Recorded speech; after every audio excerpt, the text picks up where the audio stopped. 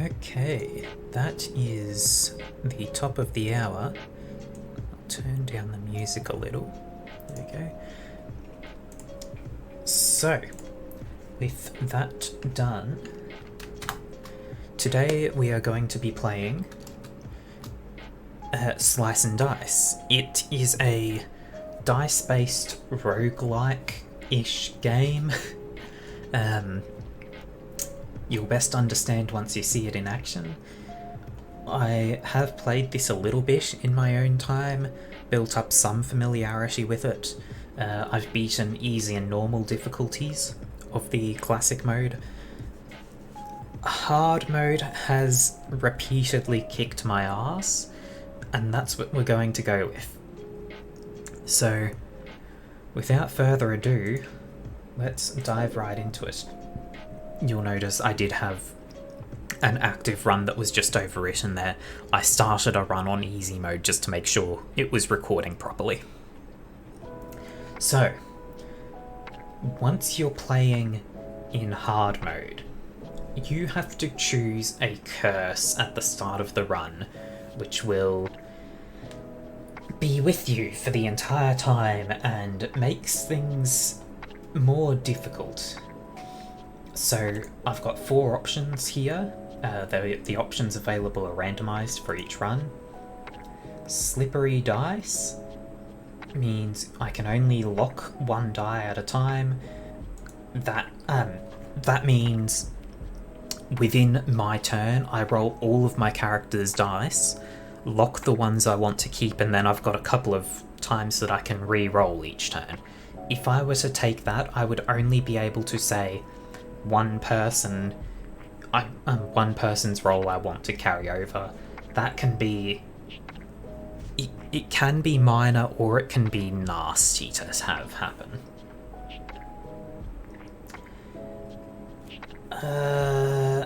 Expensive spells just increases the cost of each spell by 1. That can be unfortunate because some spells you really want to have nice and cheap. So some 1-cost spells, for example, you can just cast repeatedly or easily, and mana generation isn't always easy. You get 5 random characters, so you can't plan ahead perfectly, but the blue character is typically your magic character. You can see with the initiate here, when I roll their die, there is +1 mana as a cantrip, meaning anytime I roll it, that will activate. +1 mana single use on 3 faces, meaning if I use that, it's gone for the rest of the fight. And 1 mana growth, which means it increases once each time I use it. There's also 1 blank face, and the caster also provides 1 of your 3 spells. In this case, the initiate spell is Gather. Replace blank sides with +2 mana this turn. See, that costs 2 mana to use, right? So you would then want to only use that if you've wound up with 2 or more blank faces in a turn. Which is a real bad situation to be in. The Acolyte is my red character here for this run is the other magic character. They're also the healer primarily. They give your second spell. In this case, it's a 1 heal to all allies, which it's small, but it can be very impactful because it's everyone. That being 2 mana, it would be a lot more problematic if that was 3 mana, because you can see here, the Acolyte can give me 1 mana per turn maximum. The Initiate can give me 1 mana per turn until their growth has taken effect a couple of times. The Initiate is going to be my main source of mana until they level up to something else. I won't know what they level up to until it happens, because the Acolyte's going to be wanting to roll their healing faces more. So an extra mana cost is an entire extra turn it takes to get that healing done.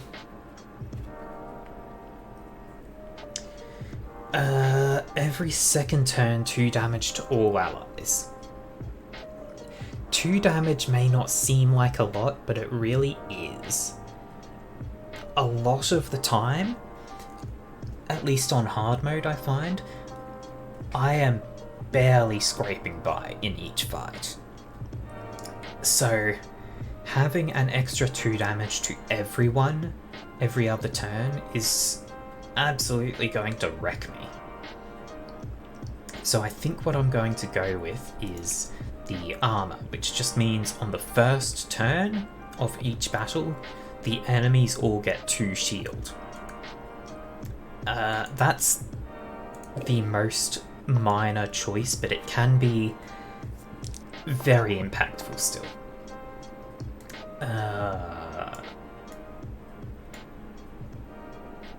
Okay, so I'll go over things quickly, I suppose. At the start of each turn or round, the enemies roll their dice to decide what actions they're going to take and who they're going to target.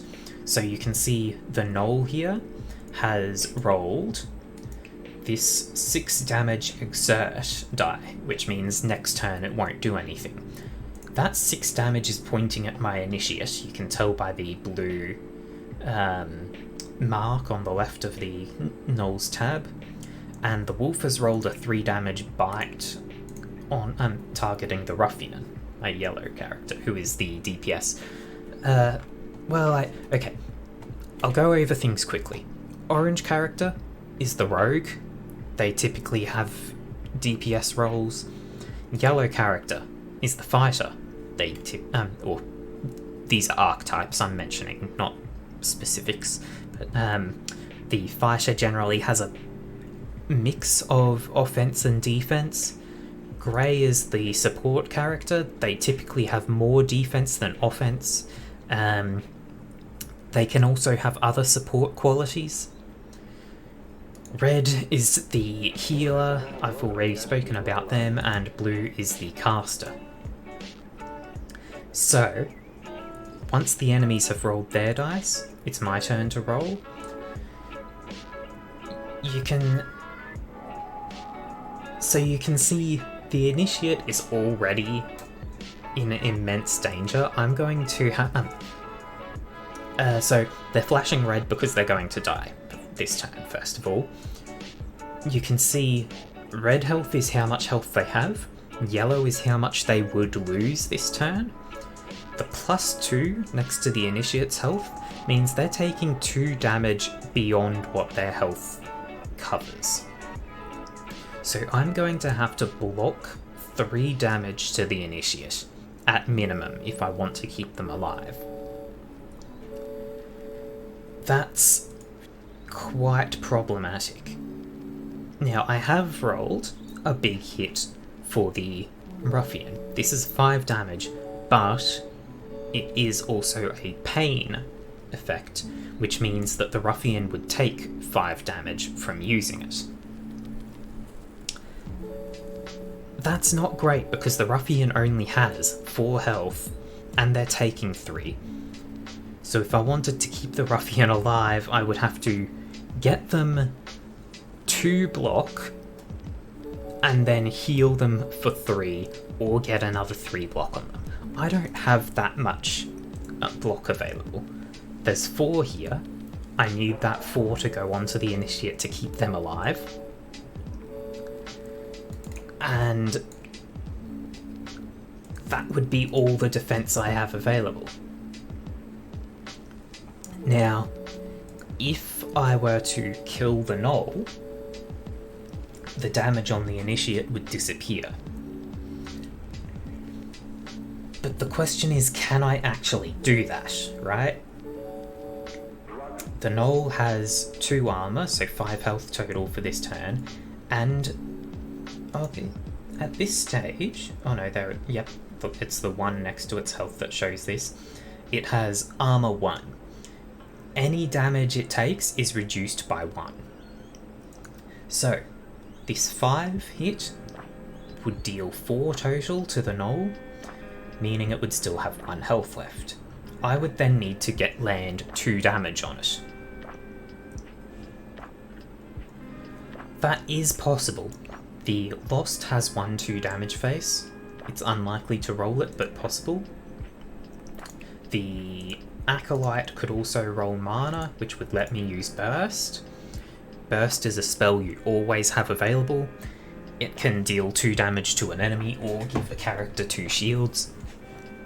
If I do get the extra mana from my Acolyte, I can then use Burst for the extra hit to the Gnoll to kill it.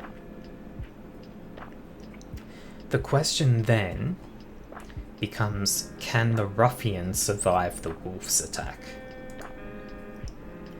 So, I would need to get 4 block from Buckle onto the Ruffian, so that would reduce the damage from the pain to 1.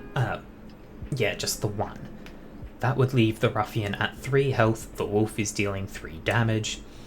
That would kill, and I only have the Lost's die left. There is a slim chance that the Lost rolls their 2 damage hit. The Acolyte rolls either a heal or a mana. If they do, I can then apply that to the Ruffian and heal them up. Now this is an insane tactic, right? A reasonable idea would be try to defend the Initiate and just plink away at them. It's the first battle, right? So I'm gonna go all in. That's not what I need, and that's not what I need. I only rolled 2 defense. There is no way I can keep the Initiate alive regardless of what happens. I also can't kill the Gnoll, no matter what happens. I don't have enough mana to do anything. The Acolyte has a heal. A heal is mostly useless on the first turn. In this case, I can do something because I'll be able to use the pain on the Ruffian, but it's not going to save the Ruffian, I think. Oh. Nope. Okay, this run is going to go very poorly. I've got 2 characters dead. At that point, there was basically nothing I could do about that. I can still win this, and it's not the end of the world. So, all I really have to do, I can get rid of the Wolf right away, and so long as I can kill this Gnoll, which will be kind of difficult.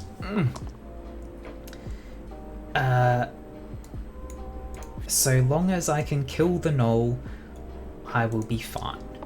The characters who died will recover, and they'll come back with half health.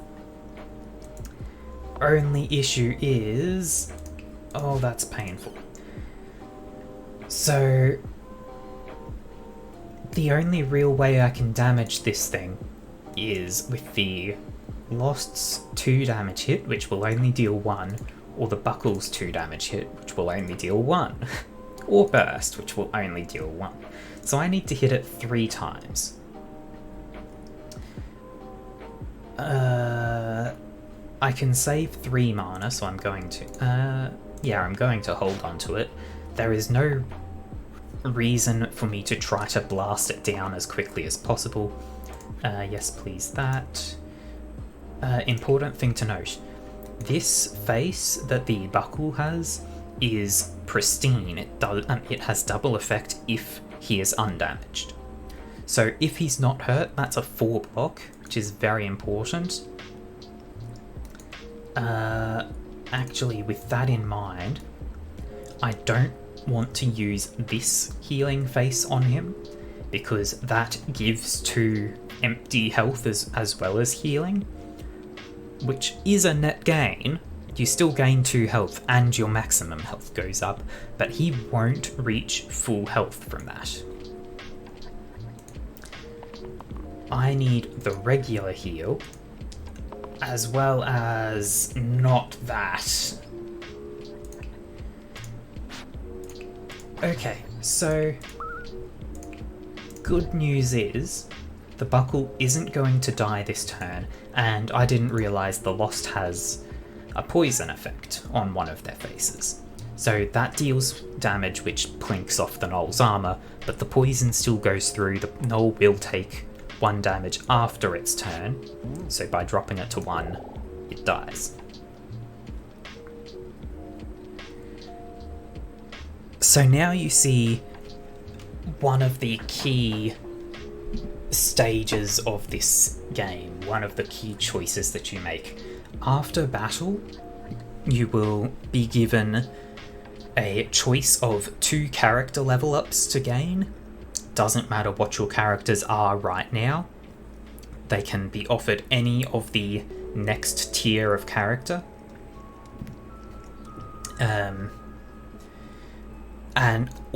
Or you can be offered an item. It will alternate between the 2. So in this case, I've got the choice of the Spellblade, who also gives me mana and a spell.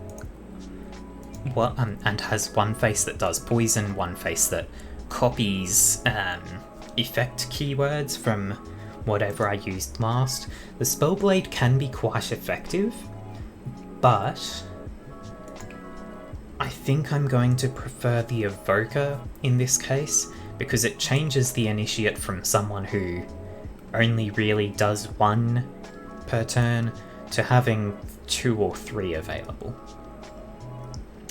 This will also change the spell that I have available from this Gather, which I find rather useless, into Drop, which deals 1 big hit to the topmost enemy.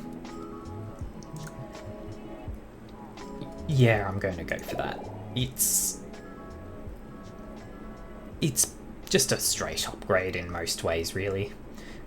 There are more blank faces now, but single-use things become blank faces afterwards, so a 1 mana single use might as well just be a blank face.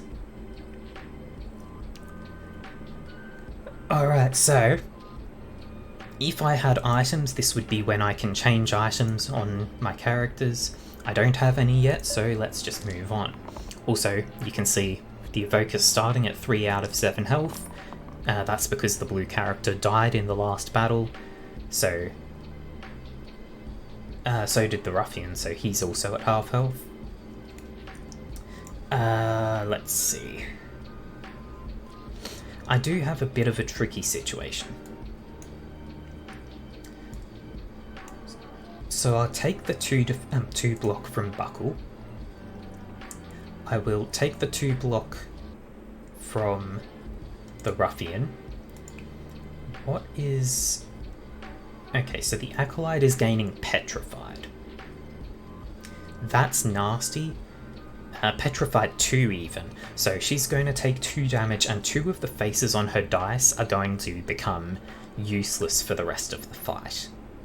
That's real nasty. The Thorn is a big danger, but it's hard to get rid of because it has Spiky 5. If I hit it with an attack that is not ranged, I will take 5 damage.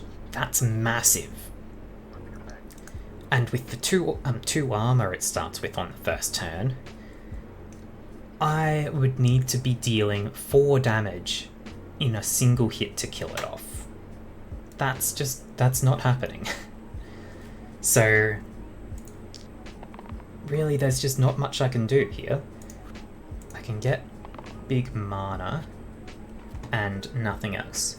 So I'm going to have Ruffian protect himself so that he survives, have the Buckle block on himself, that way I can preserve the pristine status. The Lost rolled their dodge, which means nothing can hurt them, but they can't really do anything and nothing's trying to hurt them. I've also gained 4 mana. Ooh, okay, so showcasing the undo here. I've gained 4 mana. I can only keep 3 per turn, right? So I've got to use some. Oh no, the undo was meaningless here because I forgot about the 2 armor. So I can use 3 on the drop spell. That will deal 4 to this rat. Rat has 5 health this turn because of the 2 armor, right? So I'm going to do it, but the rat survives. So Buckle still needs to block. Would have been nice if I could have killed that rat, but... ah well. Now. Oh, this is awful to see. Okay, so if I take 2 damage from the Buckle, he can kill that rat at the top. Now if I can get 2 more mana, I can use drop, or even 1 more mana. I can use burst to kill the thorn. And that's magic, so it won't have any 1/2 target with the retaliation damage. Then I just need 2 block on the ruffian to keep the other rat from killing him, and with that I am having everyone survive this turn. Lovely. Okay, so I forgot that the Buckle's attack is heavy. So heavy means it can only choose the target with the most health. This attack can only hit this rat. Totally useless right now, but thankfully the Lost did roll a damaging move. So I can... the thorn is immune to magic! Oh, that's a problem. Okay, I can kill the other rat and then use the ruffian's defense to save the Lost. I am very fortunate that I managed to pull that off. So... oh dear, so you can see how things go downhill real fast in this. So I think what I'm basically going to want is 4 defense from the Buckle. Actually, I'm not going to take the Buckle's defense here. If I roll the Buckle's attack, it will kill the Thorn, and he's got enough health to survive that. If the Lost rolls the 2 damage, which they just did, then I can use magic as well as defense from the Ruffian, and the Buckle just rolled some as well. That gives more than 5 defense, so I can hit and block the retaliation damage. Oh, that was a rough fight, but I got through it with everyone alive, so they're all full health this battle. So this here is what happens are, it's the item selection. So you're given a choice of a couple of items, or you can get a random item that's a different level. Sometimes it's the same level as the ones offered. In this case, it's random 0 or 2 tier. So the options available: Bark Skin, immune to shields plus 2 max HP. That is awful. I don't see myself ever taking it unless I'm on a run that is extremely heavy on healing. Right? Because immune to shields means I cannot block incoming damage. They just have to tank it with their face. If they're taking more damage than they have health, they just die. There's no saving them. So, Bark Skin is awful. I hate it. The coin, +1 to the left face, but that side cannot be locked. So if I were to put that on the Lost, for example, this left face, the ranged poison, would become 2 damage and 2 poison. But I would only be able to take that face if I don't reroll. That's it's important to understand, because that's valuable but hard to pull off, right? I'm going to try it.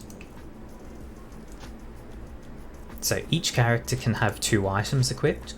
The top item takes effect before the bottom item.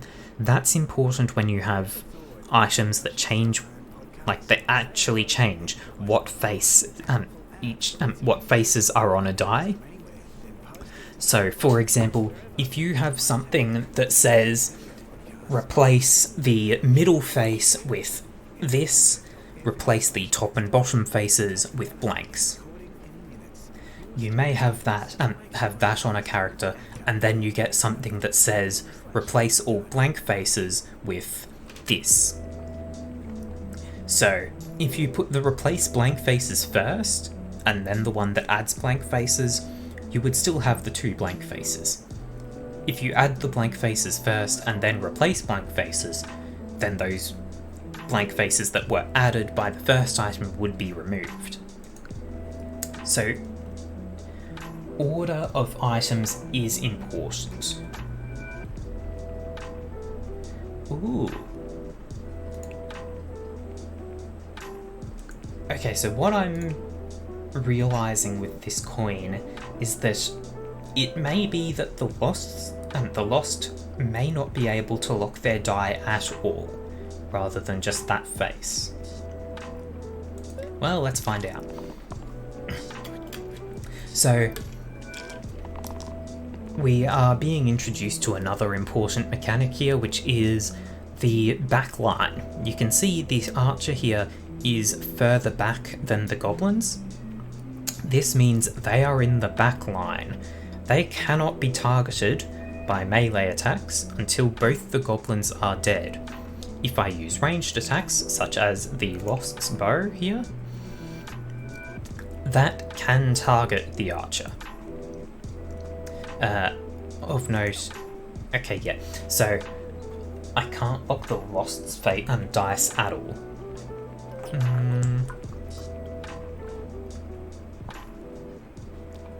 So,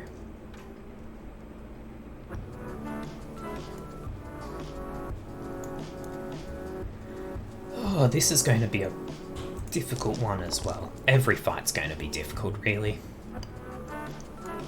Starting with vitality on the first turn is nice for the Acolyte. It means they're actually doing something. I want to roll defense on the buckle. I'll take 2 defense on the ruffian. That will let me keep the buckle at full health. Okay, so the archer had 2 defense from my curse, but they are poisoned, so after they act this turn, they will die. That's good. The buckle rolled a blank, so they are useless this turn. But I did roll 3 mana on the evoker. That isn't going to change anything immediately, I think. I'm going to have the Acolyte boost the Lost's health, and I'm just going to use a burst to keep the Acolyte somewhat healthy.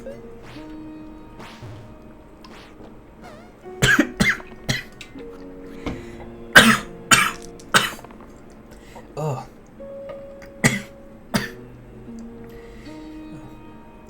Went for a sip of water and had it go down the wrong way there. Ugh. That's unpleasant. Okay. So we've got a bit of a situation here, right? The goblins are both targeting the ruffian. But I think I can pull this off without needing to care. See, goblins have a trait which makes them flee immediately if they are the only enemy left. If I can kill one goblin, the other will basically die automatically.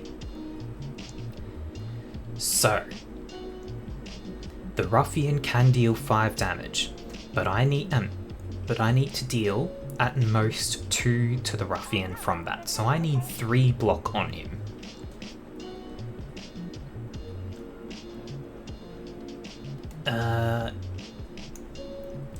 So I think this is going real poorly.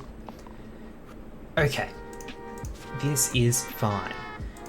2 vitality is the equivalent of having 2 block if you're in this situation, because it increases their health by 2 overall, right? So I can pull off the big hit and kill off the goblin. That's lovely. 2 very nice classes available here. The vampire is a healer replacement who has 1 big heal that only targets a single ally. They also have a special move which heals 1 to everyone, everyone other than the vampire, increases all of their health by 1, their maximum health, but hurts the vampire by 1. To counterbalance this, the vampire has a 2 damage attack that heals them for 2 at the same time. A very nice character to have, right? But also, the cleric is available.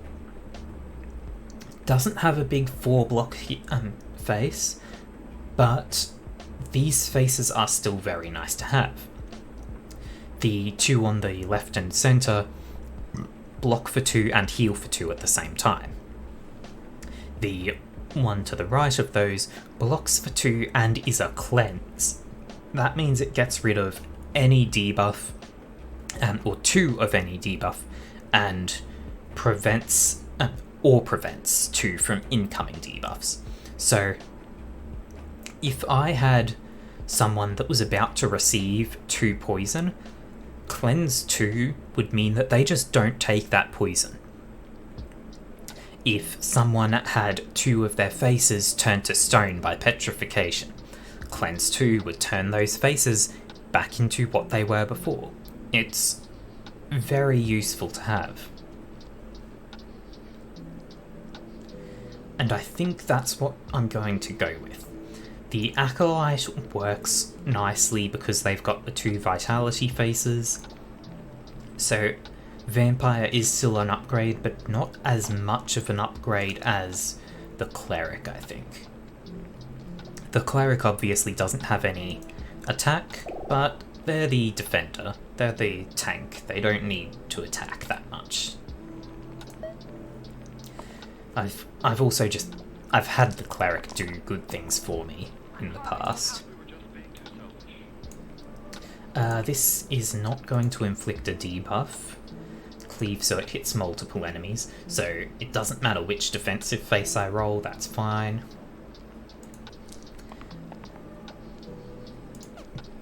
Oh, the Lost can't lock. That's unfortunate. I would like to have that poison face, but it's not going to happen.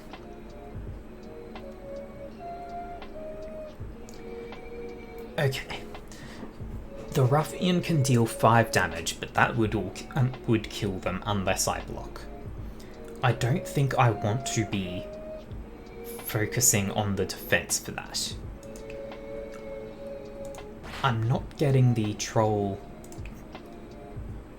any serious damage this turn, so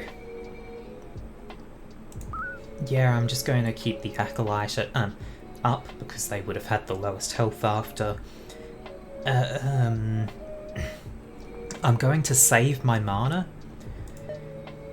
It essentially just means that I'm going to be able to use that burst on someone who's going to die if I don't have it. 1 heal to 3 is good. 3 characters. That's enough to keep everyone alive, though ideally, yes, there we go. Block and heal means that I can get that much more done.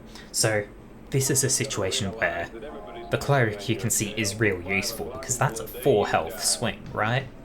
Heal for 2, block for 2, that prevents 2 and refills, so it's a big swing of 4.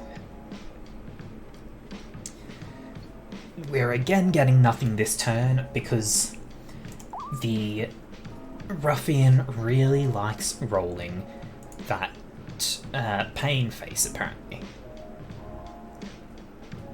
So I'm going to have the cleric defend himself, or herself, I don't know. Rather androgynous face. I've got 6 mana, but I can only store 3, so I will actually get the drop done. And the Ruffian can go screw himself. He's not doing anything for me. Pain faces can be very powerful, but on a character who has so little health that it's just useless. Okay. Vitality means the Lost will survive. I will take this 1 damage on the Ruffian. That's as good as he's getting. I can't lock the Lost's face and die. None of this is good. Okay, so we get a couple of plinks in. Vitality, actually, I'm going to block for the Lost and use Vitality on the Ruffian. That basically means I'm buffing the Ruffian's health up some, so if he's at full health this fight, he'll actually be able to use his pain attack. I've got a bit more mana than I can save, so I'm going to use it to keep the Ruffian a bit healthier as well. The cleric should be fine, even on low health. Okay, Troll is pulling out some poison. So, in this case, I think I'm going to try to roll for the cleanse effect. If I can get that cleanse, it will prevent the poison from happening. And I got it. Okay, so Acolyte to heal these 3 keeps everyone alive. Evoker gains mana. Burst would prevent the 1 damage, but not the poison.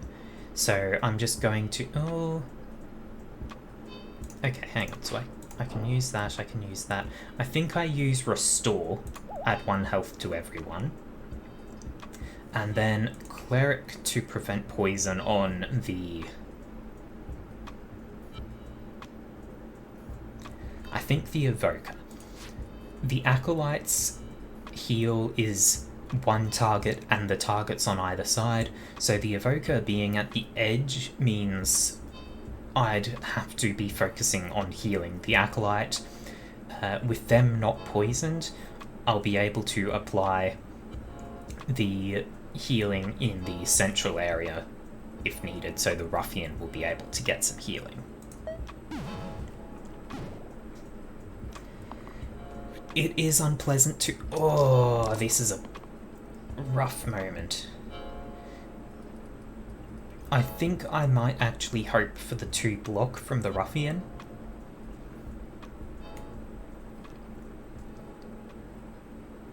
Okay, so here's the thing. Heal 2 Vitality is a single target, but it will keep either the Cleric or the Acolyte alive. If I can get the cleanse, that will let the Cleric fix the poison on one of the 2 of them. And there's the block. Okay, so Cleric, cleanse yourself. Acolyte, heal yourself. Ruffian, defend the Acolyte. And Lost, get a little plink in. This is a slow fight, yes, but I need to take it slowly to try to make sure I don't get smacked around and make all the future fights even harder. I'll take the cleave heal. That will let me keep these 3 up decently high. I am very much hoping for the cleanse. I didn't get it. Okay, Cleric is going to heal himself and defend himself. Let's get a hit on the troll. The troll heals every turn. It's only one regen, but healing every turn is nasty. I am outpacing its healing, so that's fine. Until now! I'm screwed. The rolls aren't being very nice either. Oh, this is a real bad time. Okay, so I can use Restore. Okay, well, might as well use the attacks first.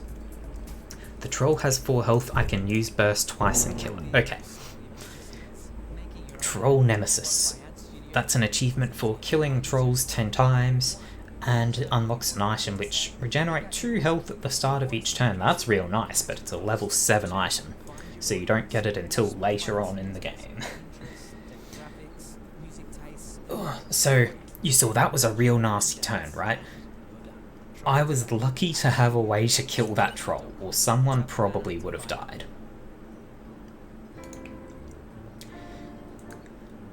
I don't know if I like these items. Nobody has enough health to say that losing 2 health is acceptable right now. The only one I'd even put it on would be the Ruffian to get rid of this pain, but then he would have 2 max health. That's a death sentence. Citrine Ring, +1 to the rightmost side. Does anyone... So the Acolyte has a mana on the rightmost side, and that's the only thing that it would actually apply to. I think I just take a random item. Ooh, that's nice. Short Sword replaces the 2 rightmost sides with 2 damage attacks. I can use that to turn the Ruffian into an all-in attack character. Gets rid of their 2 block face. Can be unfortunate, but it's that, well, it's that or the lost evasion that disappears. But they've already got a couple of 2 damage hit and faces, so I think it's better on the Ruffian.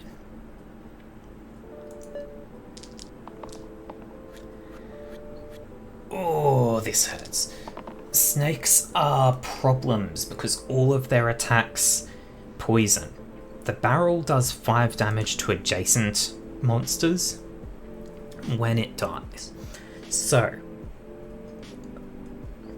I can use Cleanse on the Evoker to keep him from taking the poison. And otherwise, I think I just aim to damage that. Well, that's an awful roll for this turn. Right, of course, and, you know, enemies start with 2 defense. So, the Lost is dodging when nobody is trying to target them. The Acolyte has a heal when nobody is hurt. The Evoker just rolled nothing. The Ruffian rolled 2 damage when everything has 2 defense. So yeah, the only character that does anything this turn is the Cleric. Thankfully they rolled the Cleanse. That's about the best face I could have hoped for from the Cleric. Especially in this situation. But it's still, this is a real nasty moment.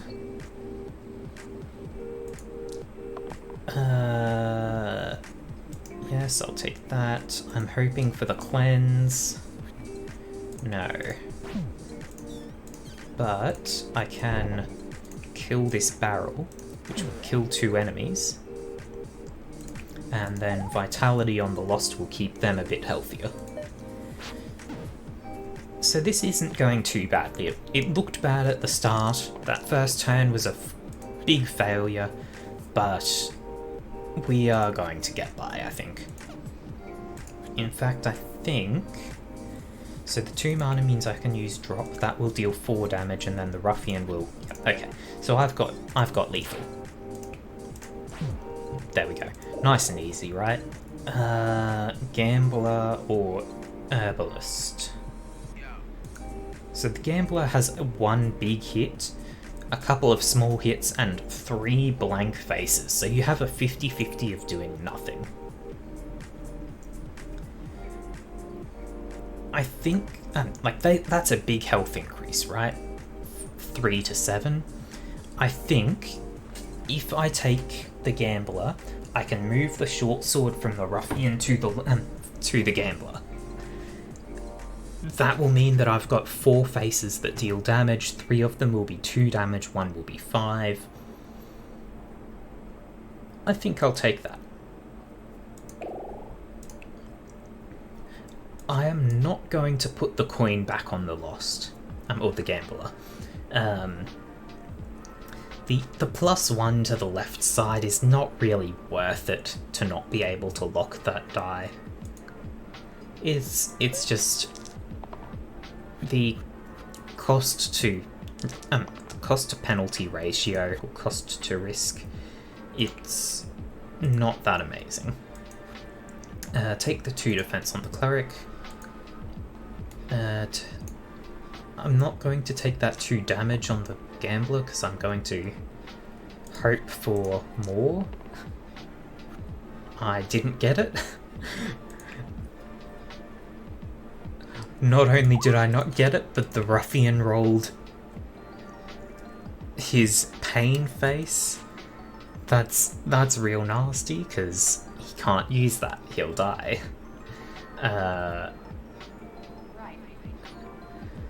Okay, this, I think, oh, how much does this do? 4. Okay, so I can't kill that.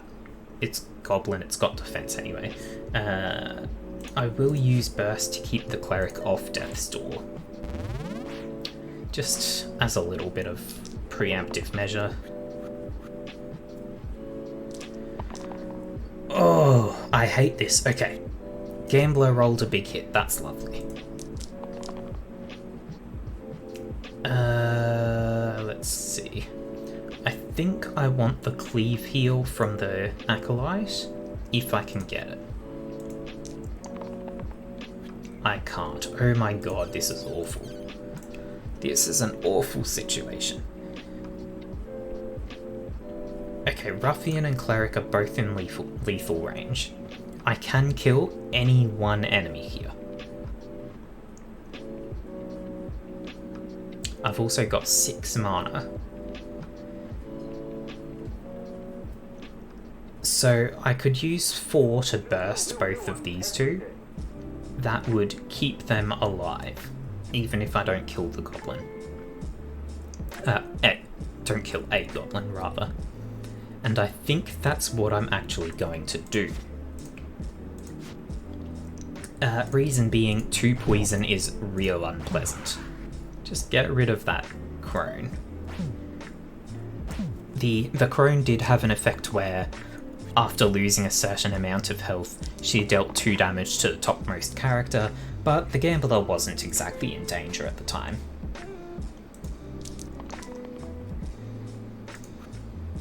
If I can get the defend and heal, no, okay. So, I'm glad I took the Ruffian's block there, it just means that the Cleric is kept nice and healthy. Let's also kill off this Goblin.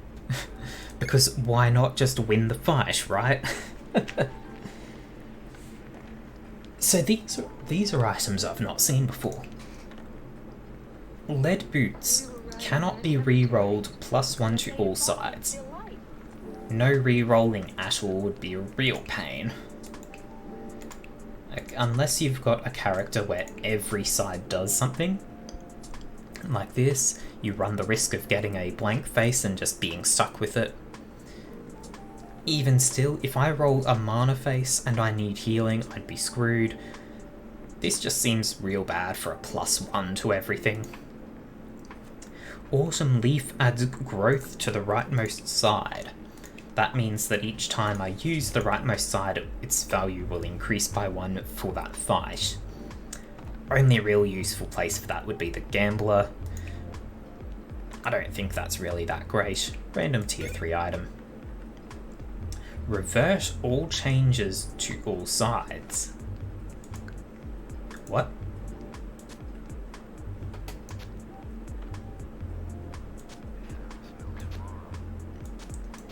Huh. Okay. So I think that's something that you would use if you've got an item that says change this face to something bad but get this extra maximum health, for example. So you'd apply that, and then the new thing that we've got here, the bowl, so you'd get the maximum health, but the die face would stay the same. It's interesting but not useful to me right now.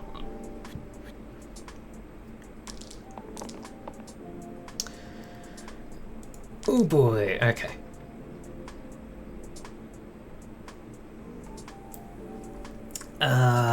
Please get me the cleanse. Oh dear god, I've got nothing. Okay, so couple of quick mentions. The Cyclops, if they after they get to half health, or they lose them half health, so below half, once they are below half health, they are stunned for 1 turn. The Quartz, if you drop them to exactly 2 health, it will die instantly. I've got no real way to do that right now. I'm just... Well, do I want to put block on one of these two? I think I hit you... Go. No, I forgot about 2 armor. Let's block on the Gambler. So... this could be a rough fight. If I can get 5 damage from the... Oh... This turn, all of the Gambler's faces are single use because of the Quartz hitting him with that. That's why I wanted Cleanse. Okay. Defend and heal. Heal. Actually, that 2 damage is probably the best I can hope for. Let's hope for block from... No, okay. So, how do I go about this? The Evoker needs a lot of protection. They are now surviving. Heal there to get the Acolyte off Death's Door. Restore to bring everyone up. Now I need to deal 5 damage to the Quartz. I can deal 3 and then burst for 2 more.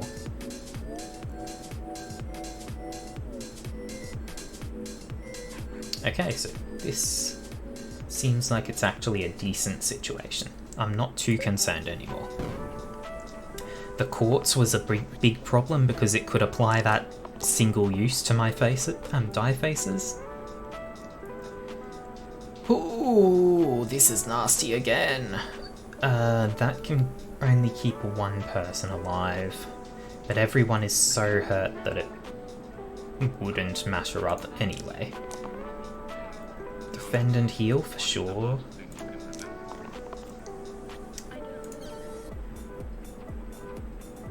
Okay, how do I do this?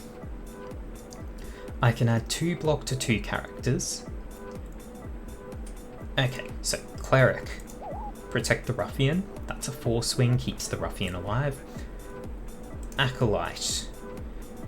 Work on yourself, so you're surviving. 2 block to the Cleric, 2 block to the Gambler. That keeps everyone make sure I deal that 1 damage to the Cyclops. It's only 1 damage, but it's something. So this may become another very slow battle, but so long as I am making progress, I think we can find a way out. I hope. I don't think we're finding a way out. I can only save either the cleric or the acolyte. I think the cleric takes priority. So, only rolling 1 mana really hurt for that. Yeah, this sucks. If I'd tried to roll the defense on the ruffian, maybe that extra block would have made a difference.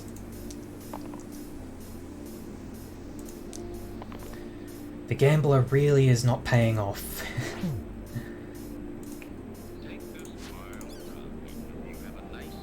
But I can use drop to prevent the damage. Okay. So I stunned the Cyclops for that turn. I still need to output 7 damage, preferably this turn. There's 5, there's a Force Swing to maybe keep the ruffian alive through that pain. I just need 2 more damage. There it is. Okay. So, hang on, that's 5 damage. I've got 4 health and 2 blocks, so that won't kill the ruffian. Okay. Had to make sure of that because I didn't want to kill the ruffian with it as they killed the enemy. Would have just been unpleasant.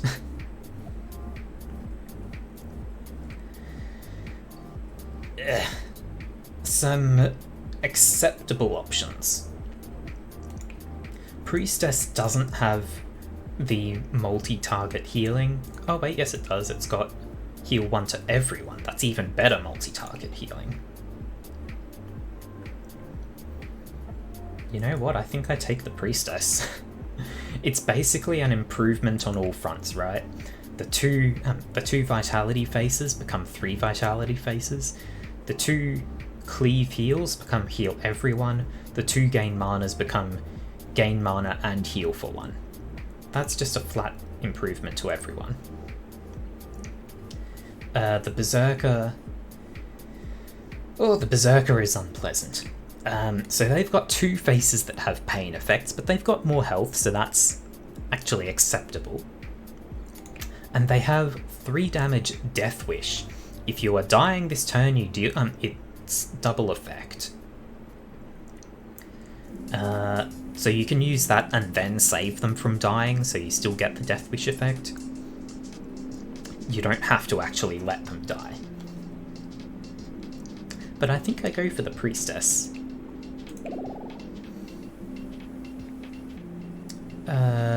Priestess is on half health, and I've never fought the bell before. I only recently unlocked it. At the end of each turn, 1 damage to all heroes and 5 damage to me. It's got 25 health, so this will die within 5 turns. That's good to know. Unfortunately, it can summon enemies, it can deal 2 damage in a cleave, or it can just deal 7 to someone. It can just do a bunch. It's going to be real nasty. Also, the Fanatic, they deal big damage, but all of their faces are pain ones, so they always hurt themselves.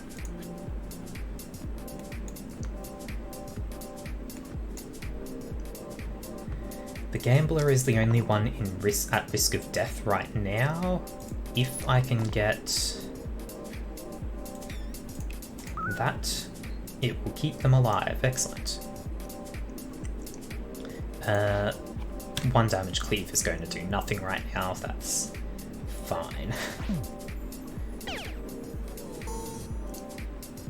Gone. Imps are problems. They also have spiky, but only 1, so that's not too bad. The problem is that they can also deal poison effects and summon enemies. So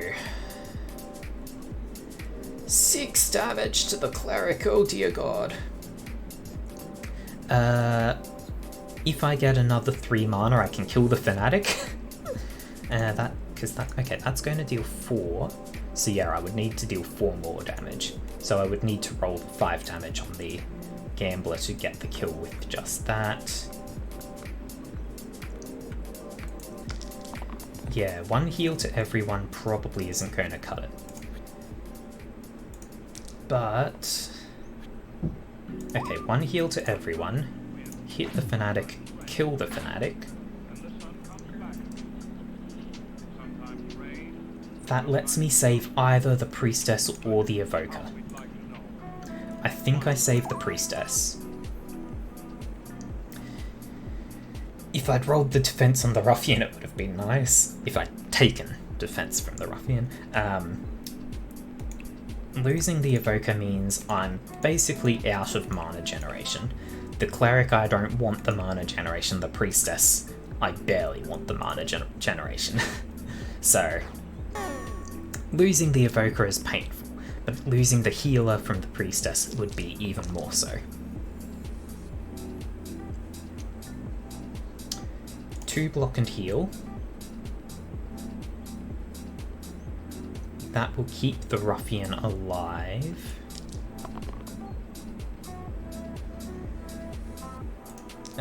Please give me something good. Okay, you know what? Because the bell is hurting itself so much, I don't need to worry about dealing mass damage to it, but I do need to get rid of these imps. Ruffian with a big hit, yes please. This and this. Oh dear. Okay. If I heal the Ruffian, so if I were to do this, I can just play it out because I've got the undo option. That can kill that imp, but everyone is still going to die. Everyone is going to die.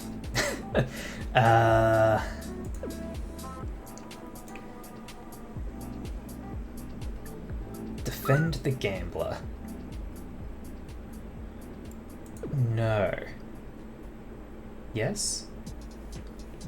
Why is the Priestess dying? 2 damage and the 1 from Gong. Long story short, at least 2 people are going to die here.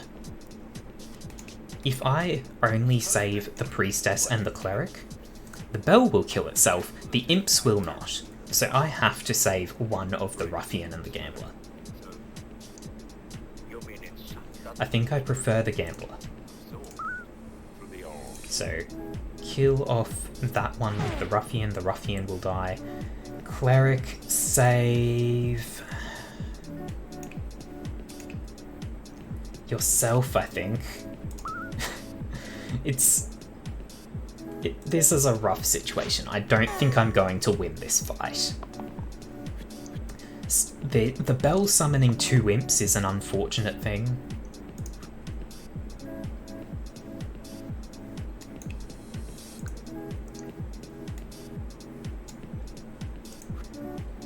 Okay. Okay. The Gambler will die if the Cleric saves himself. But if the Cleric doesn't save himself, the Gambler will have 5 health.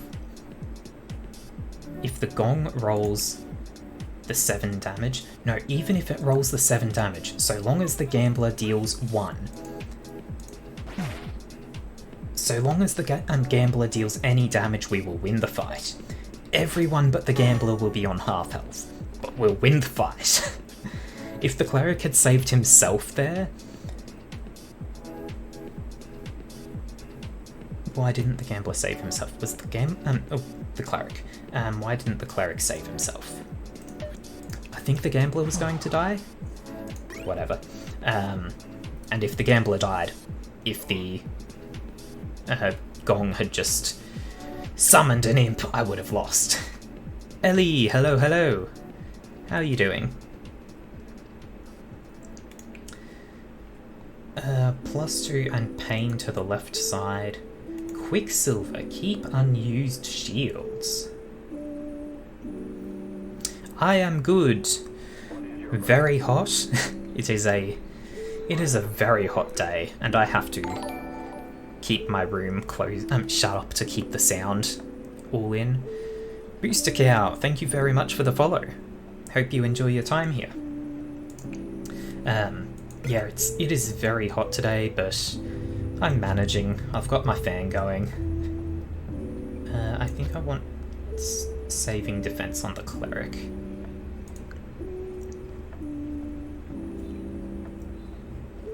Yes, I am making an effort to stay hydrated. God, we've already been going for an hour.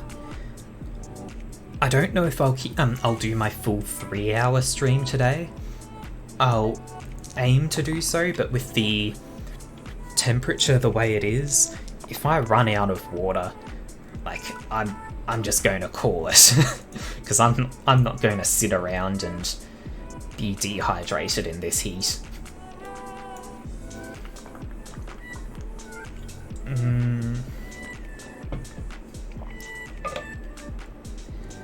Okay, how do I get through this moment?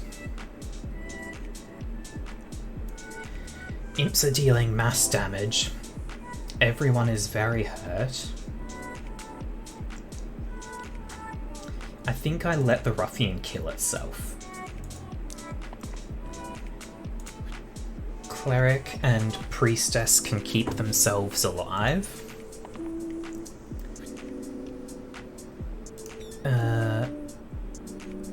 Okay, so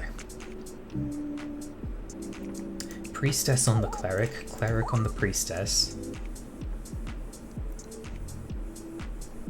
I can use drop to kill that top imp. The ruffian can kill another imp. Or if the ruffian does nothing, I could use burst. No, I can only use one burst, so I cannot save the ruffian.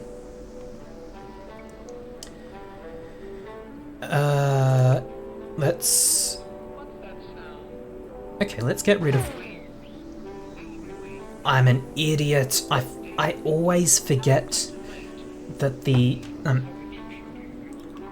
So because curses are randomized and I only have the 2 defense on the first turn for this run, I forget about it every damn time. I can still pull it off though.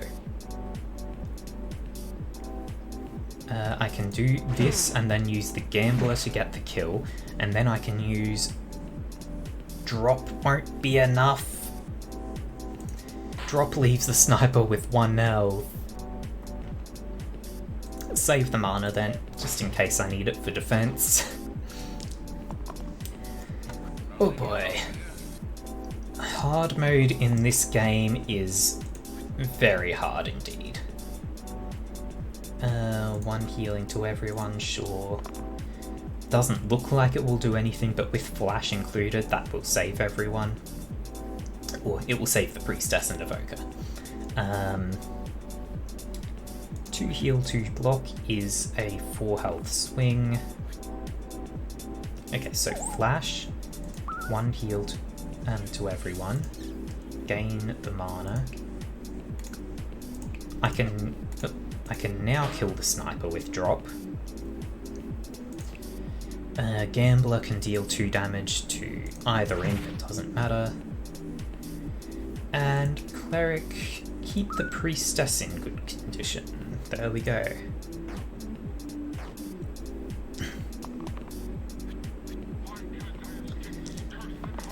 Oh dear. Okay, so bottom imp is trying to summon a bones. Bones are relatively weak enemies, but any sort of summoning is a pain, right? So let's get rid of that imp. And drop can kill the other one. Lovely.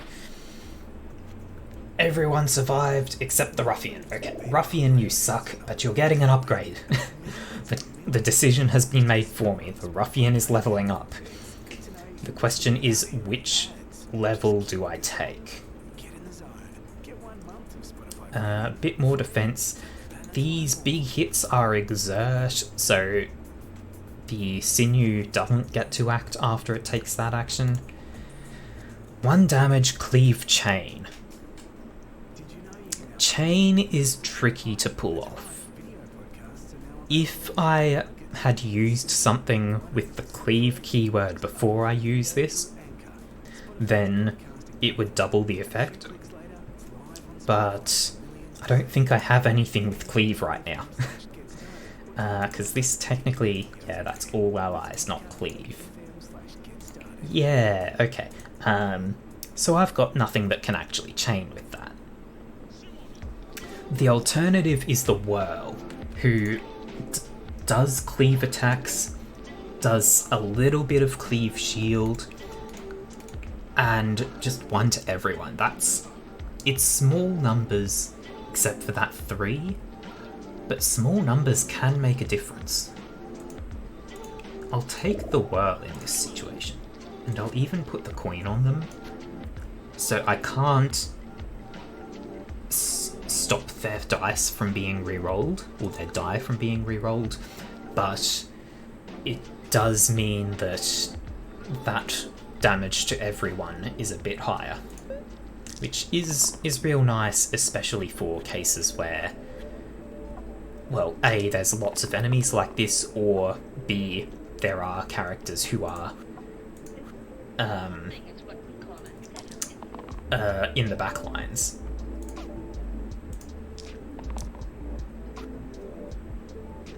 Okay. Priestess can save the Evoker, Cleric can save the Whirl, and then how much do I need to deal? 5, 6, 7 exact? I can only deal 8.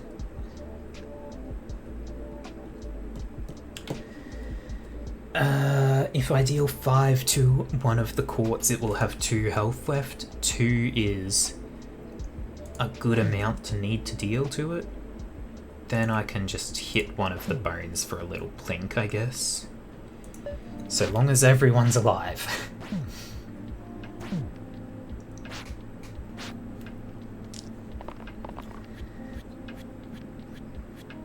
This is painful moment. 2 damage, I can kill the courts.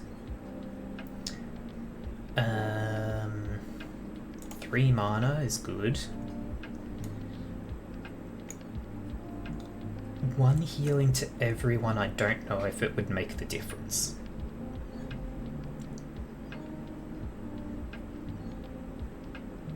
So I'm going to have enough mana for Flash. That means everyone get these 4 all get a 2 health swing rather. Gambler won't, they'll only get 1.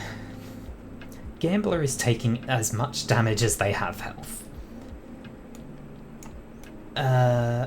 Cleric is weakened, they cannot apply defense, so I need to get that on the Priestess. The Whirl is still in danger though, that's problems. That's big problems. Whirl, please roll your defense. This is big problems. So 2 to that quartz. Just 1 damage, actually. Yeah, might as well. 1 damage to those 3. And then I can only save the Gambler or the Whirl. Yeah, the Gambler. The Cleric can do nothing. I can't save the Whirl. It's unfortunate, but the Whirl would have been weakened this turn, so Gambler is more valuable. Everyone is dying.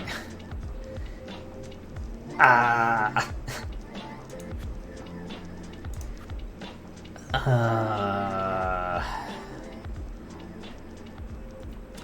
can use Flash again, that will save these 3 so Priestess can save the Gambler. Big hit? Nope, no big hit. So, Mana, Flash, Priestess and Cleric together save the Gambler. 2 damage to this Bones, kills it, and does some damage. This is going to be a fight of chipping away at them, I think. We're just going to be trying to survive constantly. Elmero Power? I think that's I think that's how you would say that, Elmo Power. Thank you very much for the follow. Nice to have you here with us. We are currently getting our asses handed to us. Or I'm getting my ass handed to me, at least. The dice just aren't cooperating. Oh, the dice really are not cooperating. What can I even do in this situation? I can use Flash twice and save everyone, apparently, because they were still all dying after the first time I used it. That's all I can do this turn. Oh dear.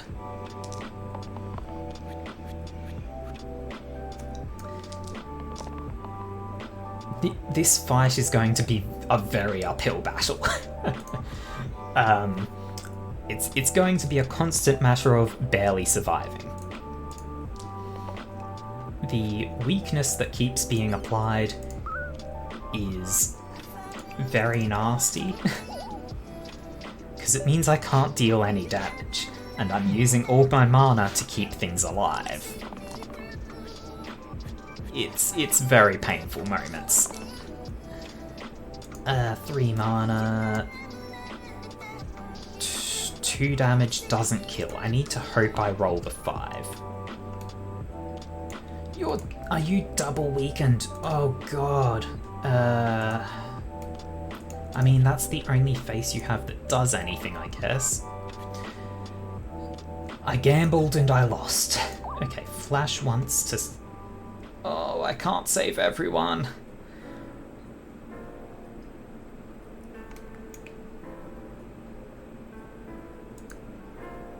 Okay, save the Cleric and the Gambler. In fact, the only one the Priestess could save was the Cleric, so the Cleric had to be saved, and the Gambler is my only potential damage source. So that was the only real choice.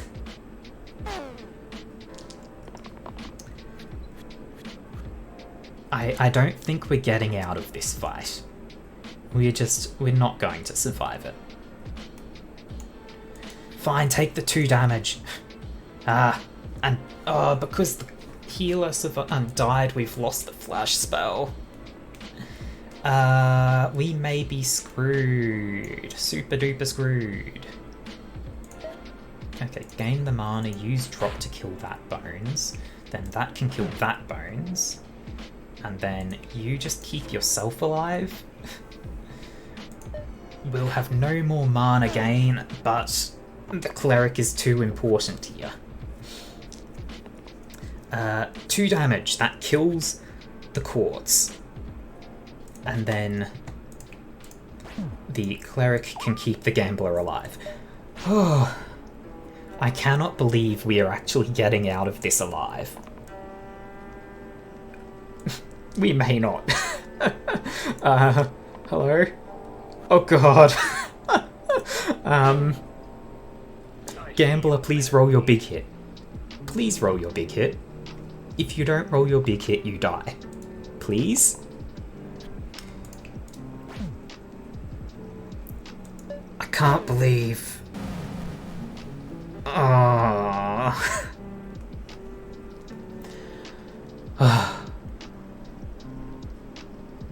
That is painful. The last enemy with 1 hit left.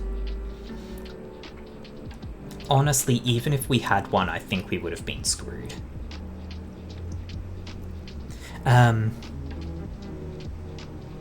Okay, so we've seen how it goes on hard mode. I'm going to do an easy run just to show the counterbalance to the curses, where on easy mode you get to choose a blessing at the start. Characters are all the same, items are all the same, enemies are all the same. The only difference is that you get a blessing instead of a curse. So you get a random selection and you just choose whatever's best for you. Of these, the golden cache seems real nice. Just start with a bunch of good items. So add self-shield to all damage sides. If I put that on the Brigand... Oh, come on, you don't double self-shield this. So the Brigand can defend himself a bit. Add ranged to the left side. I think I put that on the Brigand as well.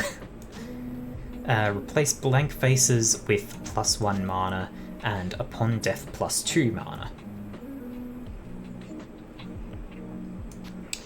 If anyone dies, it's going to be the Squire because they have a die which redirects all attacks from enemies to them and they gain 2 shield.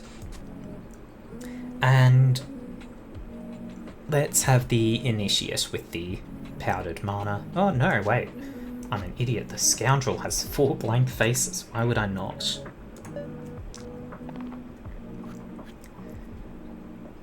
So that extra boost that we've gotten is going to be the only benefit that should come through playing on easy mode, as far as I can remember.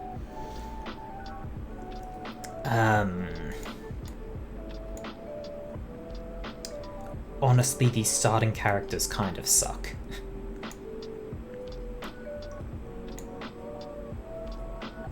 I'm going to take the defense and the attack and defense. Cappuccino. This time I have just started up an easy run to show off the blessings. I have just played a hard mode run and died horribly on the 10th floor. Thank you very much for the follow, Cappuccino. So this time I'm going for an easy run. I'm hoping that will let me show off more of the game. Not that... Well, it makes a little bit of a difference, I suppose. But yeah, hard mode is extremely brutal. I've made it to the last fight once in hard mode. I've beaten easy and normal modes, but hard mode just kicks my ass constantly. This is only the beginning.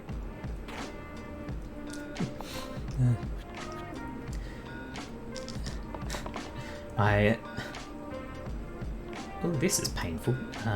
Okay. 2 defense, yeah, have the Squire just protect himself.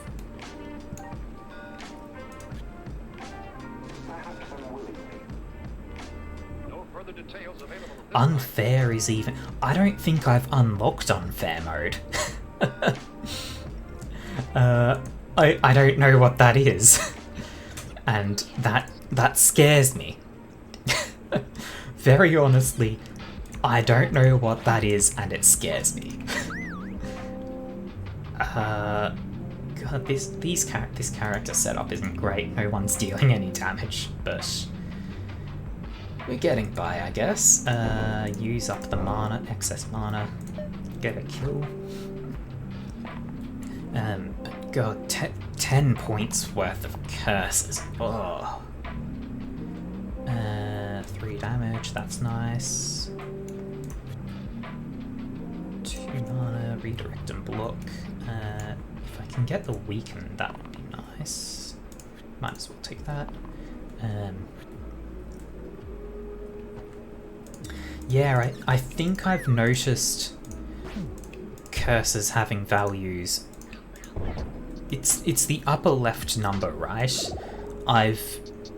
So it's sort of similar to this, where I've treated it as the level of the curse.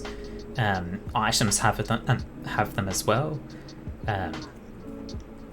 So I generally consider it as bigger number means more impact.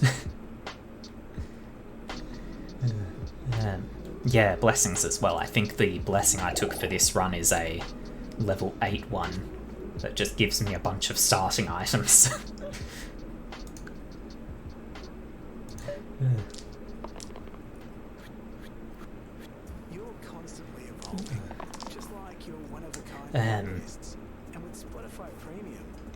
Yes, you all may notice as well that there's background music with occasional ads. I've found a Spotify playlist which says that it is copyright free.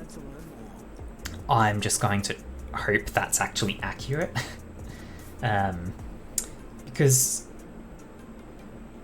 this game just doesn't have any music, right? So I needed something. 1 damage cleave, I might as well, I guess. No need for rerolls this turn. Keep the initiate alive. Kill this rat, and then cleave all 3 of them.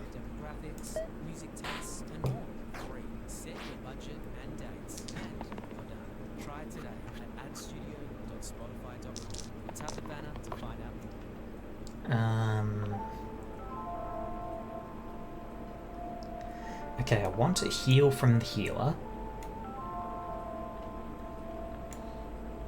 If I can get 2 damage from the ranger, I can kill one of the rats.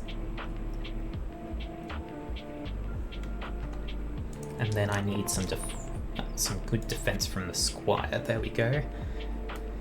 1 mana's as good as the initiate's getting this turn. Okay, so we've got some real bullshit going on where the dice continue to hate me. Well, who's attacking? Rather than blocking on the ranger, I can kill this rat. And kill the other rat, and that just makes the goblin leave. That's nice.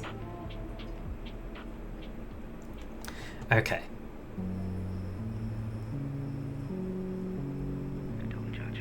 Okay, this is a difficult decision. The cloak makes the middle face dodge. The middle face is generally a character's best face. The squire's, it's not. That's the squire's worst face, I would say. But I don't often want the squire to be dodging. I want them to be protecting other people. The reagents replaces the 2 right faces with blank and heal 1 regen. Regen is real nice. The entire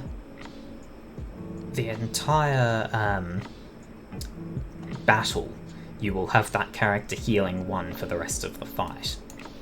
So I think if I put that... I think I'd put that on the healer. Because if I put it on the ranger instead of this... Well, before that even. No, yeah, I absolutely take this. Oops, not the settings, inventory. I put this on the healer first, and then the powdered mana on the healer, and that just takes them back to having... Well...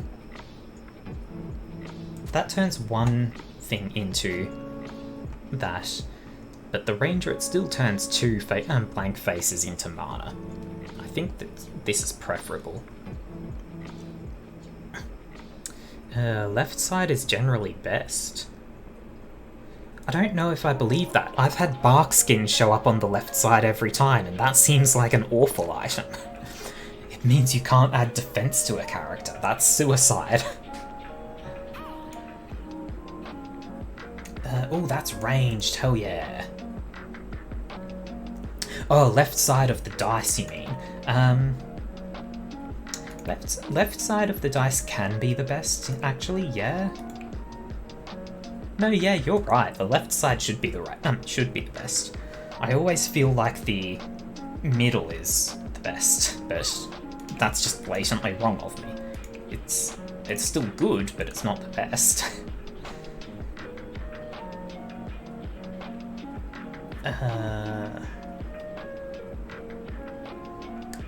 Okay, 1 mana growth here.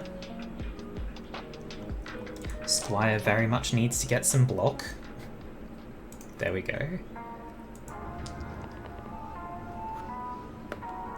Okay. Squire applies block on himself. If he applied that block to anyone else, he would certainly die. Put 1 regen on the Squire. Kill the archer. That's lovely. And just get some splash damage out there. So, I very much like being able to put regen onto tanks like the Squire, because they can then proceed to just gain health constantly, and they can redirect attacks from others to themselves. In this case, I can't really do that, because Squire's about to die anyway. But, you know, if I get some healing on him, it would be viable. Or I just kill the goblin. Kill, and the other one leaves. Yes, you can very much use the Squire's block on himself. And that's often necessary to keep the Squire alive, because his health is not amazing.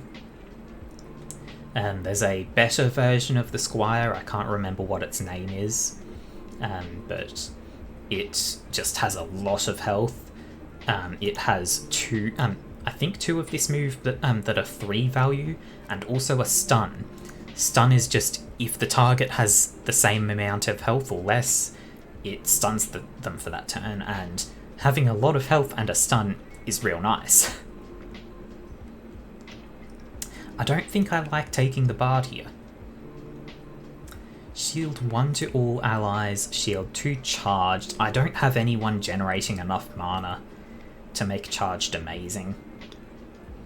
Monk, that's the one, yes. Yeah, I don't think the Bard's amazing here. The cantrip reroll is nice, but it's got no other cantrips to work with, so Whirl is going to be good here. Make your attacks also gain defense, make your left attack... Well, that's already all enemies, so making that ranged means nothing. That's already ranged, that's all enemies. These 3 don't target enemies. I mean, I'll put this on him just in case all enemies doesn't include backline for some reason. I'm pretty sure it does, but just in case, you know. Though for this fight, there's only the 1 enemy, so I'm just going to be re-rolling and praying for the 3 damage hit. Squire, yes, please do your thing. A cleave 1 shield is actually worth it, I think. It's not going to be the be-all end-all, right? But if I use it like that, and then I can, I think, look for the healer would be best. So this way the Squire is barely going to take any damage, and they've got regen, so they'll recover it. Yeah, I think that defense was the right choice. Whirl is good.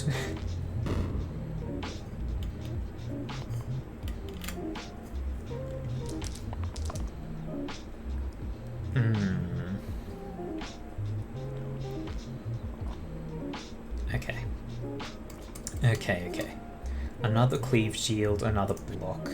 So I'm basically going to do the same again with those 2. This time the Squire's going to save the initiate.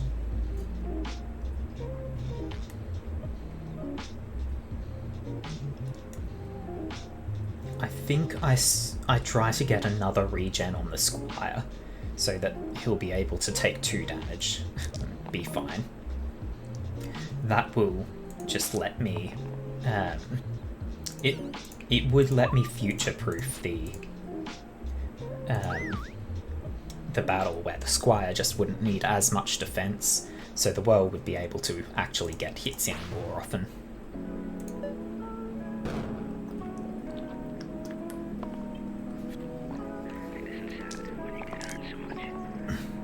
Now we will have a problem. Yeah, I'll take that. That and...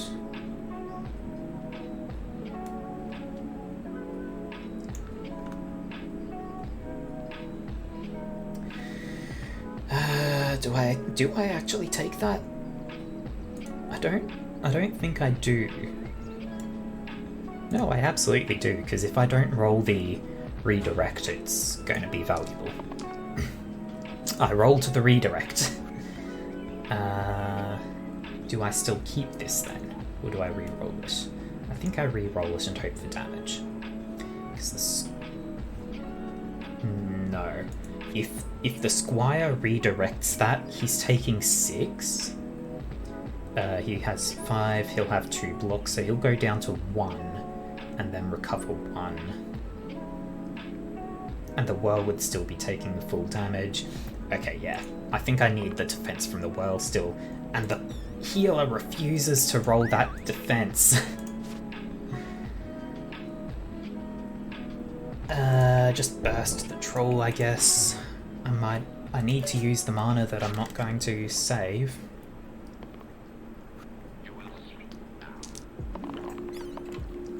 This is slow progress. And we are going to run into a big problem if the troll starts using its... Oh god.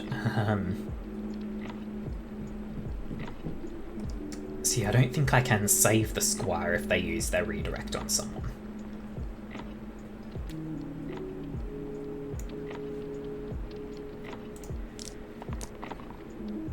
Okay, that's exactly what I needed there. If the troll starts using poison, regen does counteract it, but that's not what I need here. I need to be able to just keep people alive and healing and dealing damage. Honestly, the club is probably the best I can get.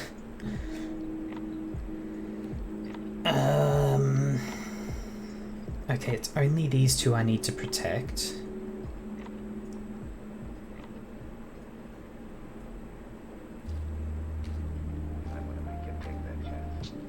Yeah, best plan is all-out damage, but I'm constantly having moments where everyone is dying and nobody is rolling damage. It's a bad time.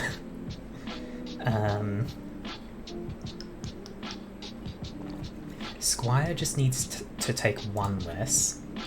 Healer needs to take 2 less. So if I cleave there and then use that, the healer will take nothing. Even that alone means the healer takes nothing, but whatever. 2 damage, yes please. 3 healing, yes please. Stop having people roll nothing, please. Heal yourself.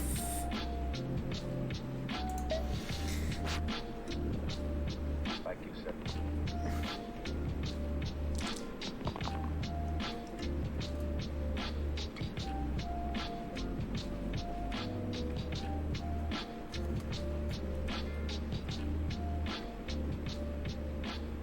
Yeah, Gather is acceptable if I roll more than 1 blank. I haven't actually been paying attention to it. I sort of forget about the existence of Gather because I'm not used to rolling blanks constantly. Okay, hang on. How much have I got here? I've got 3, 6. So that's 3 bursts. And 2 damage from this. So that's 8 damage. 5, 6, 7. So that's lethal.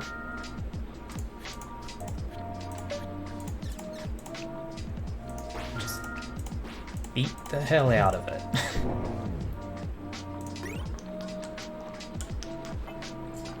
Ooh. Okay, so this is an interesting choice. 2 damage swords on the right, or 2 damage ranged on the top and bottom.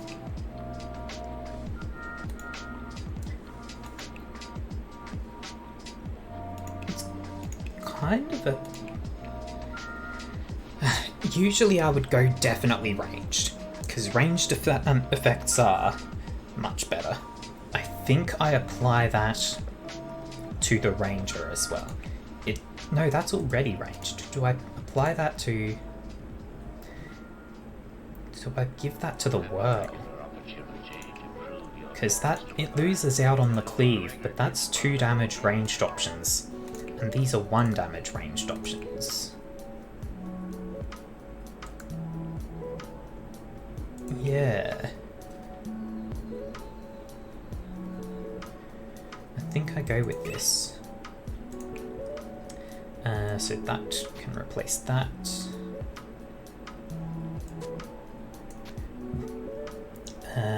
Yeah, I don't need to give anyone ranged on their left face.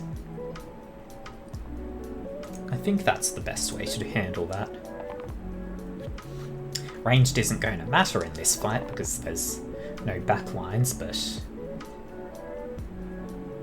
it will do eventually.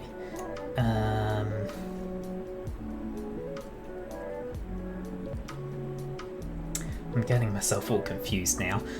Okay, so this is nasty, this is nasty. If I can get the engage, that will deal 4. I can hit that one for 4, and then I would just need 2 to kill. If I'm lucky, I can get that engage. This is why I lose every run. I will just forsake the good options and pray. I see good options and then I go, but what if? Yeah, it's greed and nothing else, and that's why I lose constantly. I think I prefer trying for damage on you and defense on you. Definitely go for the growth.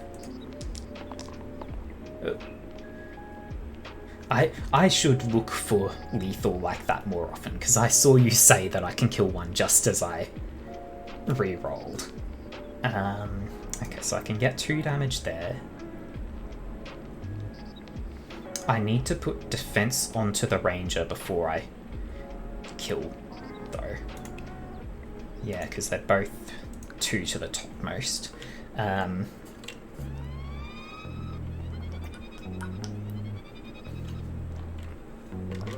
Okay, so what have I got? I've got the bow and a burst can kill that one.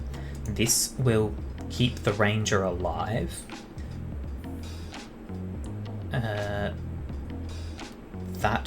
That mana would give me an extra burst so I can burst the ranger. I don't know if I need to though. Yeah, I don't think I need that anymore, because I can just luck it out and roll even better.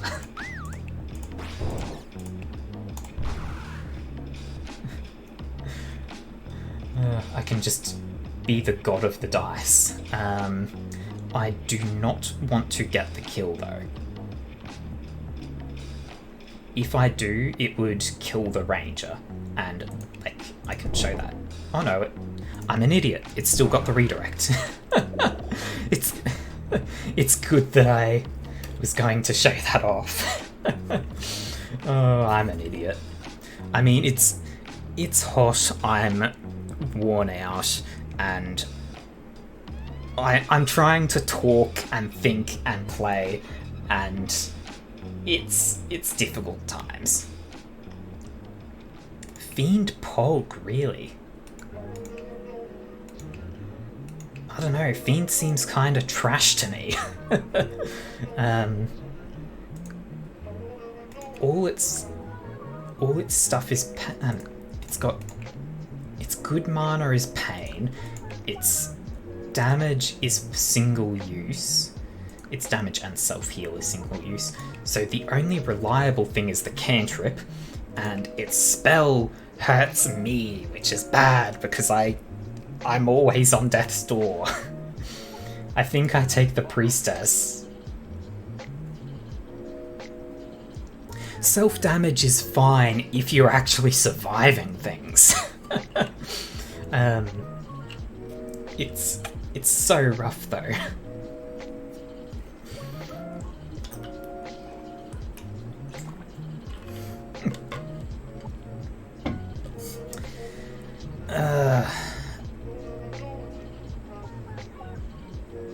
Okay. Because you're saying that the Fiend is good, I'll give it a try, and we're probably going to see how my play does not fit it. I'm probably going to get murdered by the Fiend. Let's see. 3 damage hit is nice. Hope for better defense on the Squire.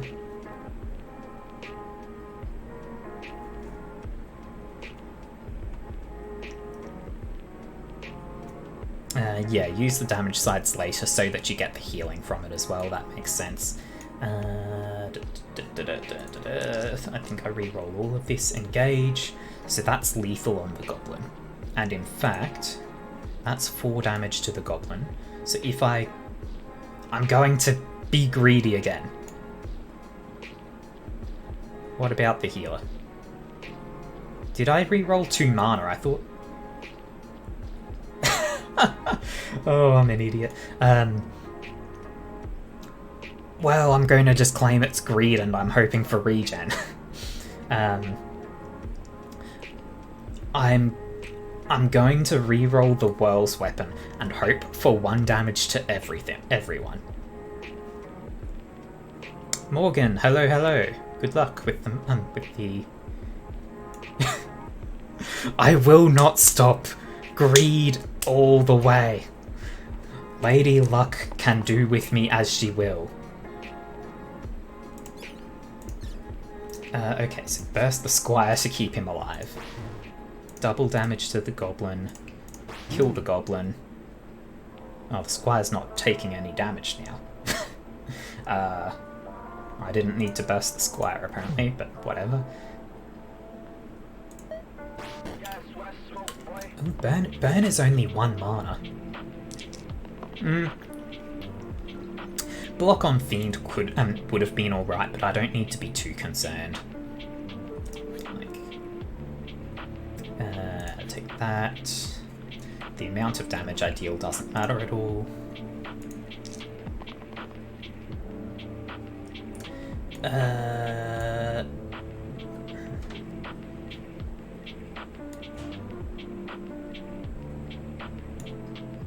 Okay, I think I take the regular block.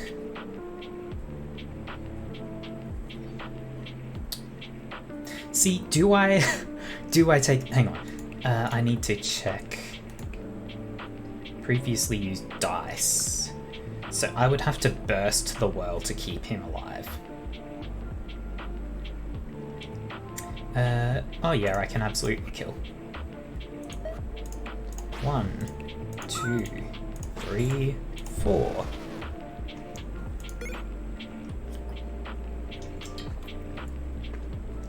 At the start of the turn, self-shield 1 or self-shield 1 for each wasted point of healing you receive. Enchanted Shield on the Squire may be quite nice.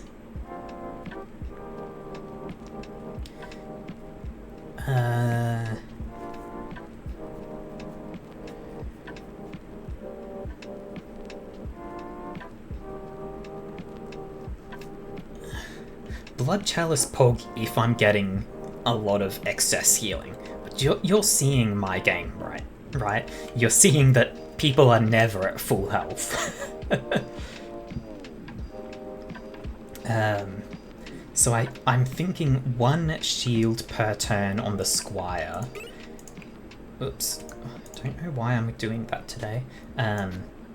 This will just mean that the Squire can redirect to himself a bit more often.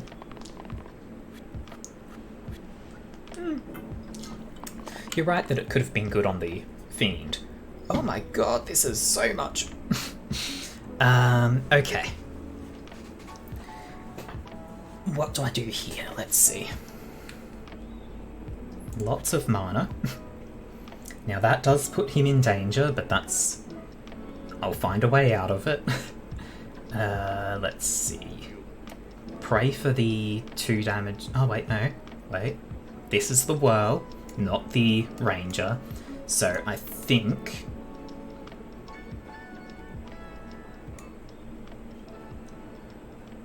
Yeah, he doesn't die if I kill the one attacking him.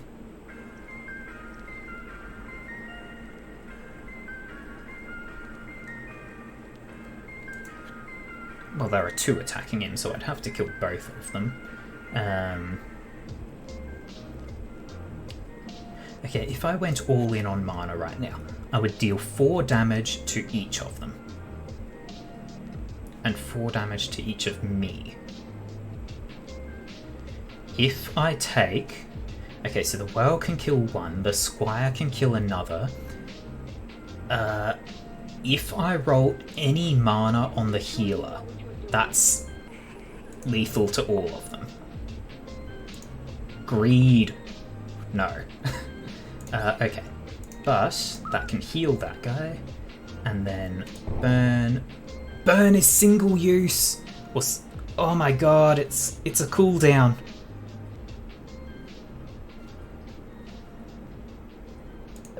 Do I have any rerolls left? No.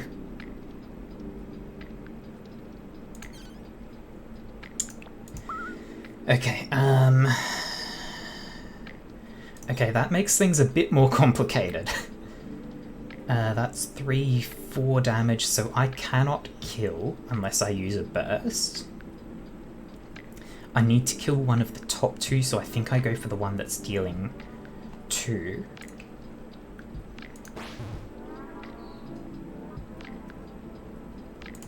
That deals 2, and then I can burn. Okay, so that keeps everyone alive. We're going to take a lot of poison damage. But that's fine. We can manage. We'll be fine.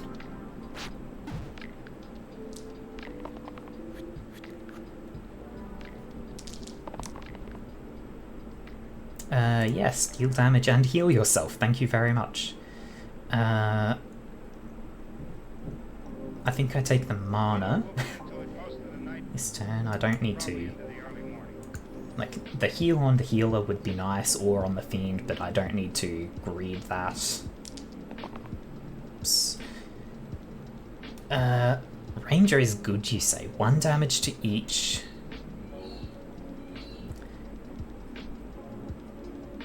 Okay, so...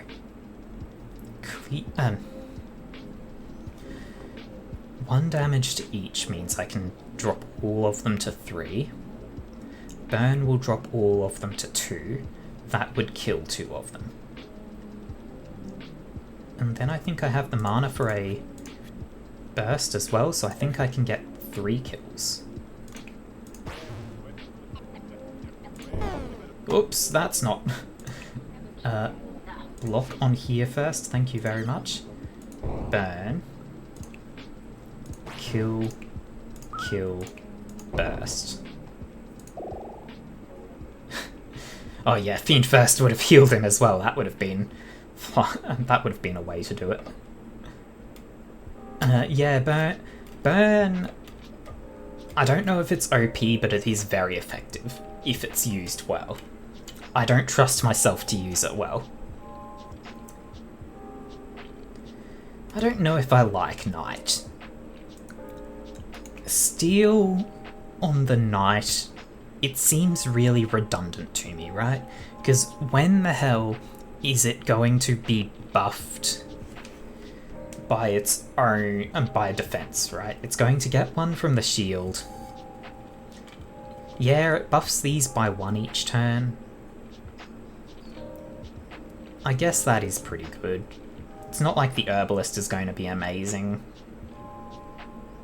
The Herbalist could be amazing. Nah, the Herbalist is not amazing.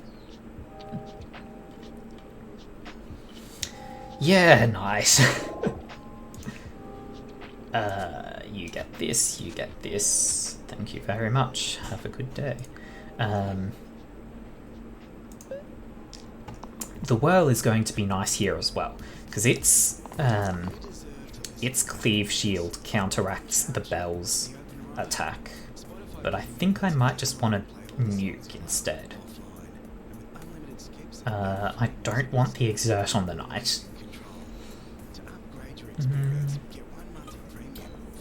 Regen for Knight.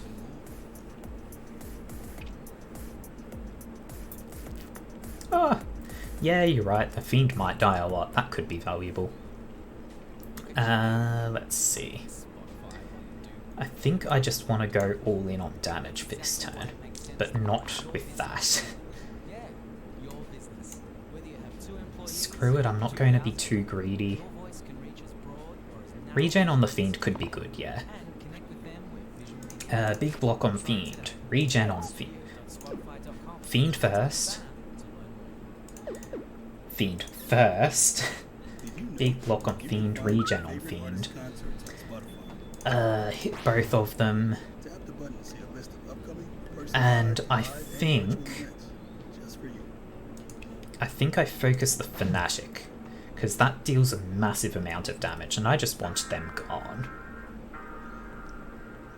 I don't know if I use Burn this turn. Burn this turn might be good. It's not like anyone's in extreme danger yet, and I can only use it... Yeah, like, saving mana's never bad. Burn only being usable once per turn sort of makes me question myself, but saving mana is never bad.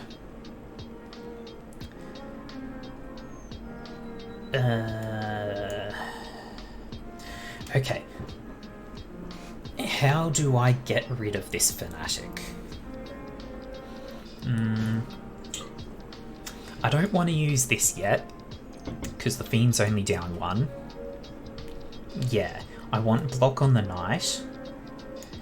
I think I only want healing on the Knight if I were to have the Pristine thing.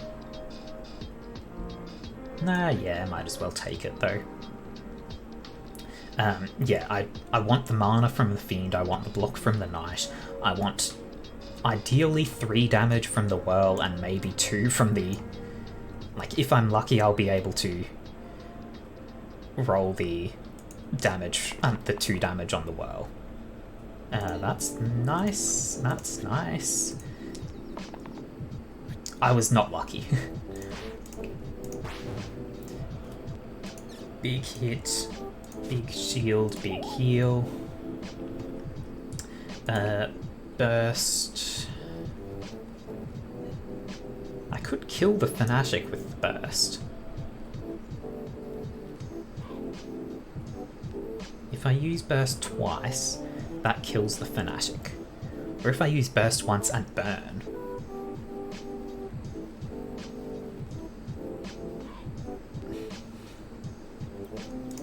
I think I'd do that. I was not paying attention to the healer, but I can relocate the block. You're right.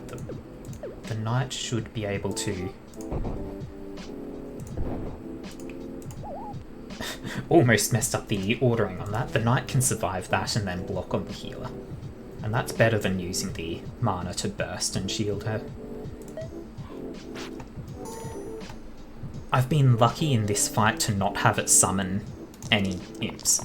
On the hard mode run that I had before, I fought the bell and it summoned imps repeatedly. Imps are easy to deal with, so long as you can one-shot them. I couldn't on that fight. Everyone was dealing 3 damage. Yeah, I had, or not, they weren't even dealing 3 damage. I had 5 damage hits on multiple characters. They only ever rolled 2 damage. They only rolled 2 damage. It was unpleasant. In the end, I lost that fight with a single skeleton remaining on 1 health. That's where I died. That was very sad time. Take the cantrip, really? The multi-shield for sure.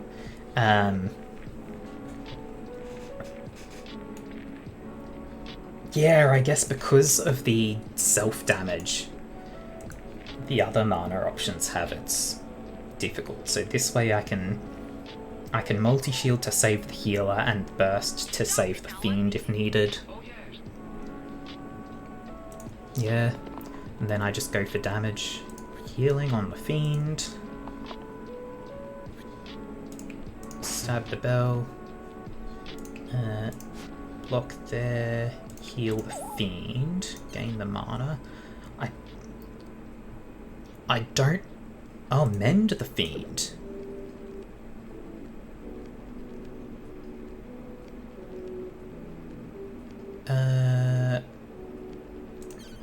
Do I have lethal? 3. That takes it down to 2.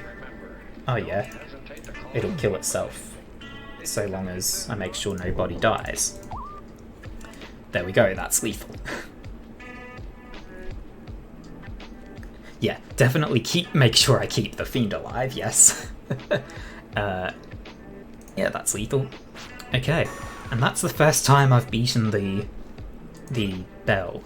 Second time I've ever fought it. First time I've beaten it. Charged skull. Okay, do I load up... Yeah, the fiend does take less than I'd expect. For the memes, I could take this charged skull and load up that and the other skull on the fiend, so it just dies and gives me 6 mana. That would be hilarious. What does this one do? ×2. I don't want the pillow. Not 610? What? I mean, I'm going to take this, but this is 2 mana. And this is 4, so that's 6 mana. Ah, because you can roll the, 3 mana side, so yeah. Yeah, that would be hilarious. It's worth it, just for the memes.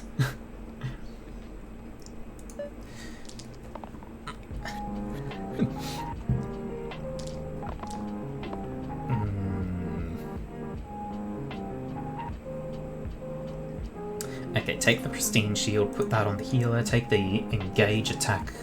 I can use that on the sniper to kill that off immediately.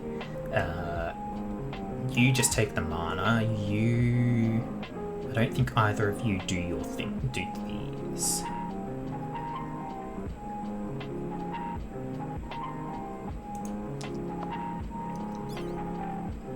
I'll absolutely take that though. That will block for the whirl.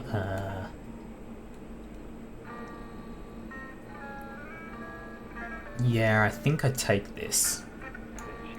It keeps the fiend alive.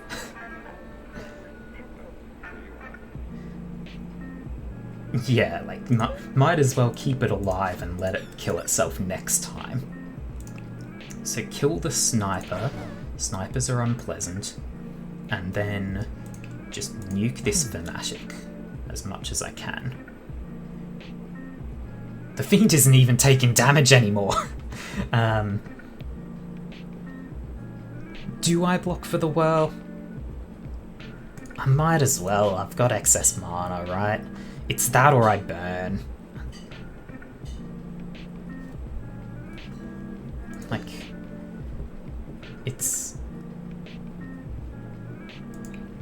I can do both. No, then the healer takes damage. Whatever.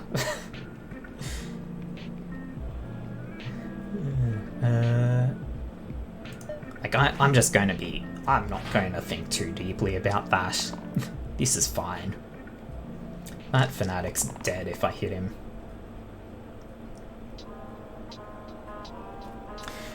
Okay. Both of them are targeting the whirl. Yeah, that one's dead already, but it is going to hit the whirl for 6 before it dies. Take that mana.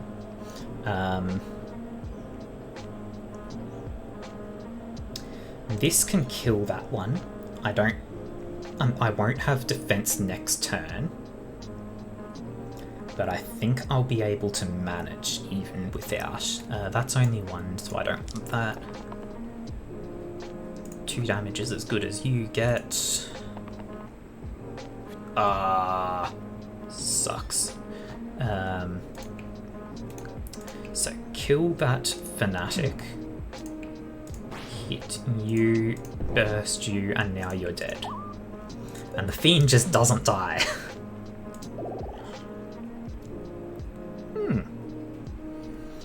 Druid or vampire? I like the cleanse, but I think vampire is more appealing.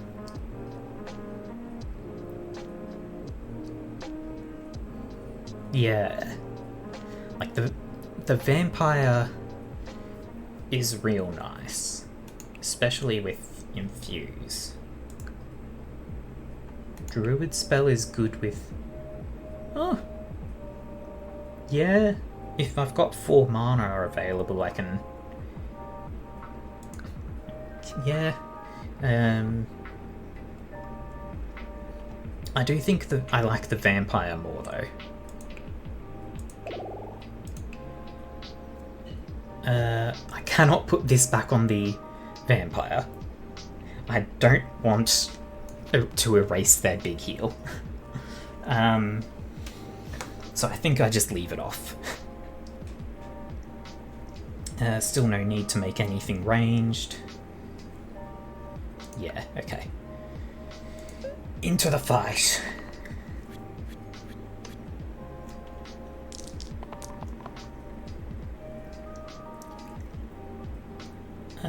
One to everyone, huh? Sure, 1 to everyone. Big mana. I think I greed for an engage. Knight could have taken ranged. The knight cannot take ranged because that applies range to the left. To the left thing. Oh yeah, the well, it could have taken the ranged thing. I mean, I would have had to give up one of the other items for it. Having this actually be ranged would evade the spiker damage, but I think it's... do I greed for the big block? I don't think I do. That is ranged, so I can... No, I greed for the engage on that, though. I think I just take the mana right now for this. No, I will never stop my greed. The greed has given me bad times.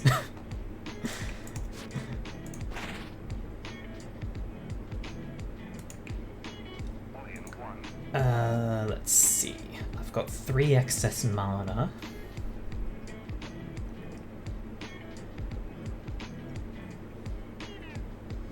I think I just... Yeah, I think I burst... burn, infuse, then burst of bones. Yeah. Let's get rid of this one. That way that one drops to 1, so if I burn again, that one will die.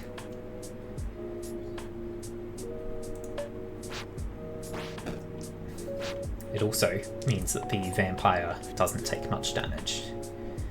Ooh, these 3 are very hurt. I think I take the big heal, keep the... that will be enough to save the knight. The knight... hang on, take that.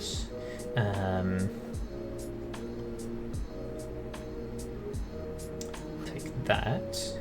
Is that the thing I want? Yeah, that's ranged. I've got the items on the whirl in the wrong order.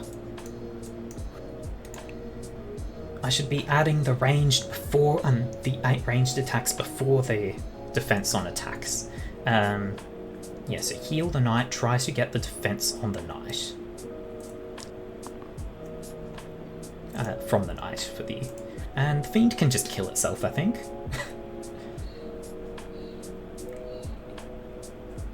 Yeah...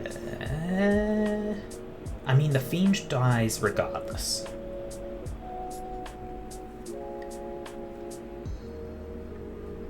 If I kill the bones first, then I've only got 2 incoming to everyone. That means that the knight and the fiend will need saving. Okay, so I can save the fiend. I still think I take the self-damage. It's like, what else am I going to try for? Ah, that's not the button I meant to click. I take these 4 and see if I can re-roll, yeah, the heal.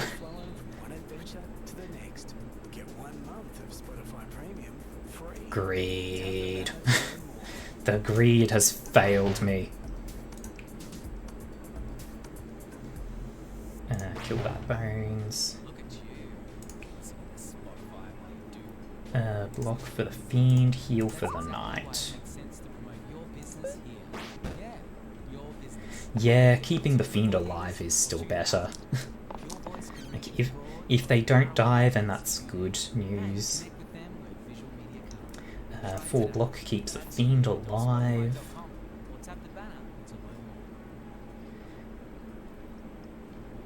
That's ranged. It's only 1, so I think I agreed on that. I think I agreed on this.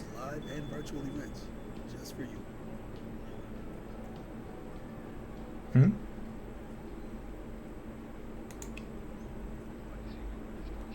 Yeah, it certainly has. I think I prefer that, because it's, well... It means everyone's getting very hurt, so that's bad news, but... eh.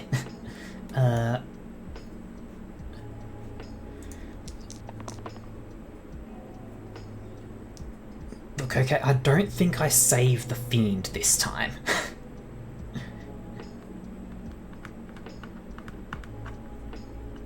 Yeah, Vamp is good because it negates the Thorns damage. Yeah, let's take it. I think I might... do I take the shield? Keeps these 2 a bit above Death's Door, but...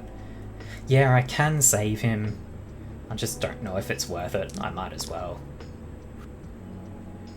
Okay, this... So he's still alive. The vampire heals itself. That's some mana. Infuse heals everyone. This gives block.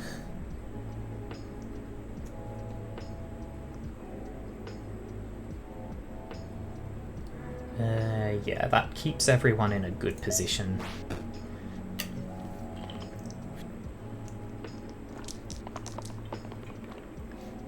Oh, lovely, and the knight is at full health to tell the Spiker's big attack to screw off.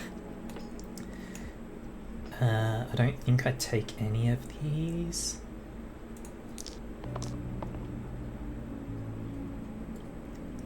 Yeah, attacking 1 target is definitely better.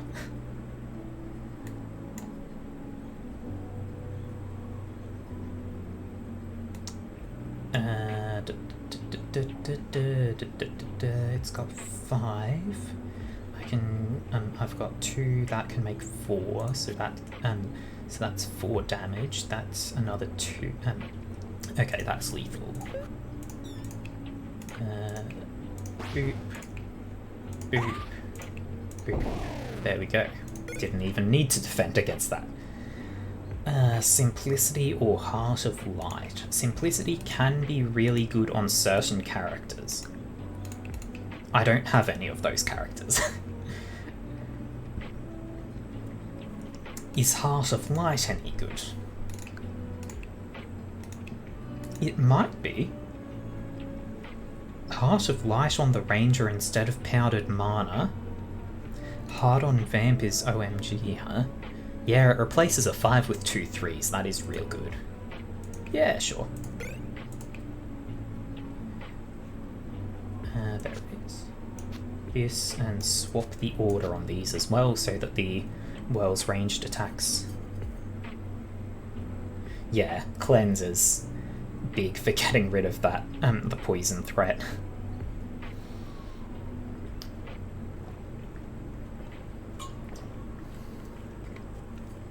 I think this is a good setup. Yeah, cleanse preventing debuffs is a big thing. Do we actually... If I get super lucky, I may roll the engage and get to one-shot the zombie. Nobody else can do that, though. Yeah, having cleanse available is real nice.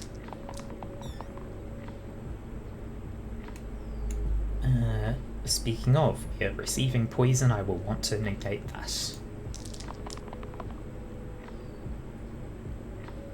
That's at 3, that's good.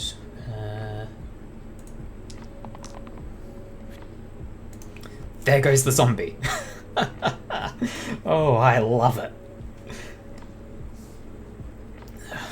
Luck has taken a shine to me on this turn. Big block, decent block. Give everyone... do that for everyone. What's your special? After the first spell each turn is cast, 1 damage to all enemies. Okay, so I...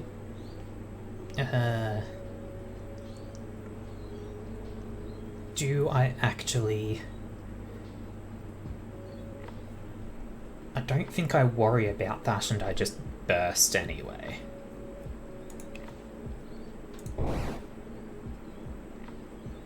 It's like, we're not going to lose this fight. Nobody should even die in this fight unless the dice hate me. Ah, oh, you're right, I should have used 2 bursts. Because it's only the first in each fight. Heal and cleanse, I can use the cleanse to prevent that weakness on the knight if needed. I've got lethal. Bang, bang, bang. Ooh, Ludus.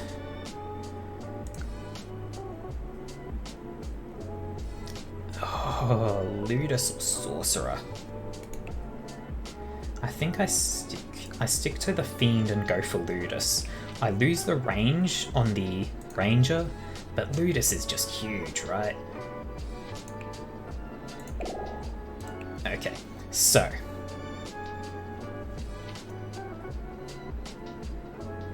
if I put this on Ludus, he has the option to give himself massive defense.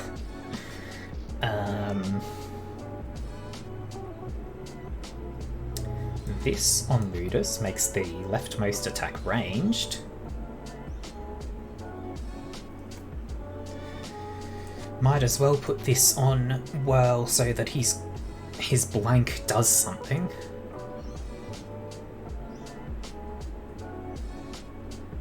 What's bad now?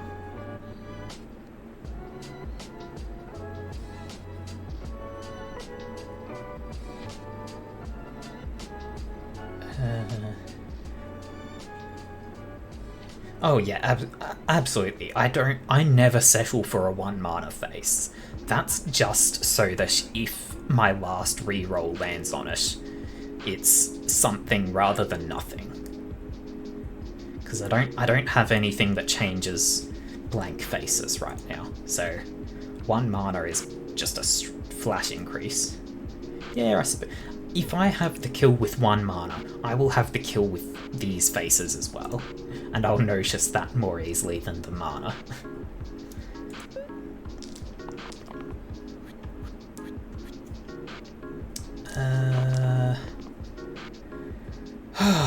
I hate the weakness to everyone.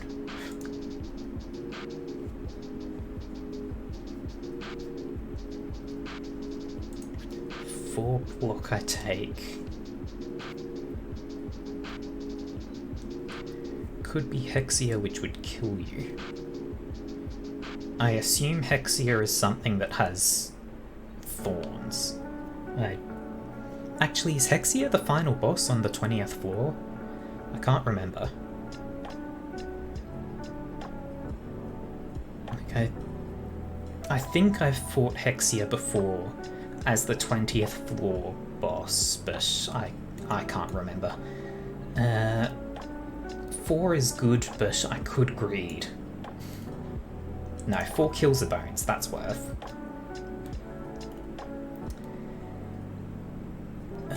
Do I... No, I think I try for the cleanse to prevent weakness. Okay. 1 to everything. Kill... Let's kill this bones. Cleanse... let's claim the mana. Yeah, the fiend blanked twice. My dice roll blanks a lot.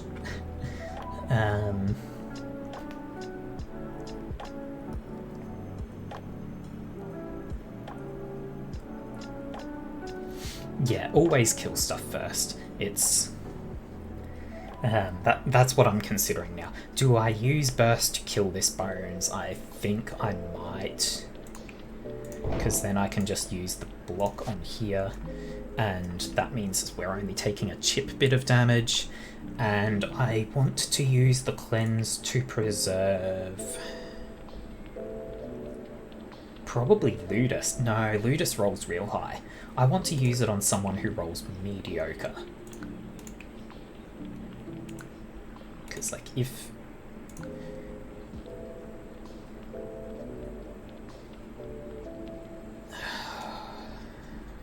I think I use Cleanse on Whirl, because Whirl rolls mediocre things.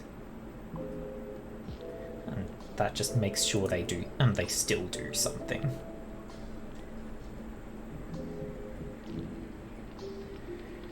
Yeah, I'll go with that.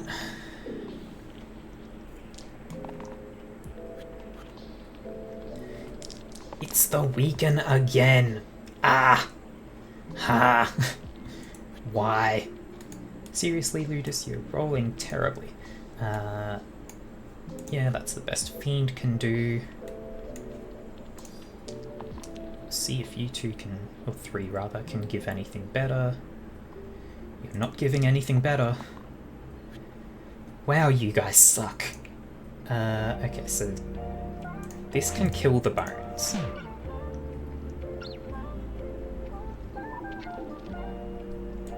This protects these two, this protects you, and then you can still use that. And I don't burst here, because it's fine to save mana, and if I were to burst right now, it would summon a bones that will attack. Which I want to avoid. Oh, I hate you. I hate you very much for using that. That's 1 damage, but I think I take the 1 damage because odds of rolling a 0 face are 3 out of 6. It's a 50-50 terribleness. I think I take that 4. And I think I just re-roll all of these. I don't need defense. I don't need cleanse. Oh, I could use cleanse, but I don't need it. Like it's as good as a 1 damage.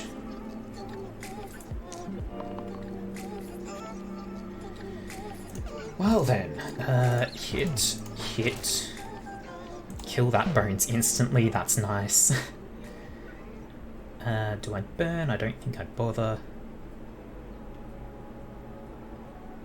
Yeah, I don't need to burn, I don't need any block.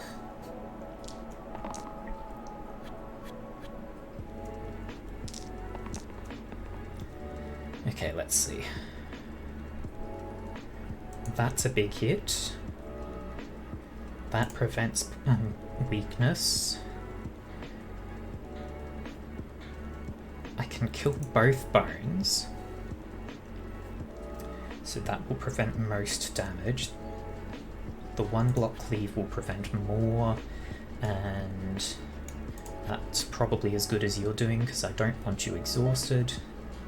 So, kill one bones, kill the other bones with a burst, cleave, block, and block. Nobody's taking damage, and cleanse on the world to keep them at full effect, or functional.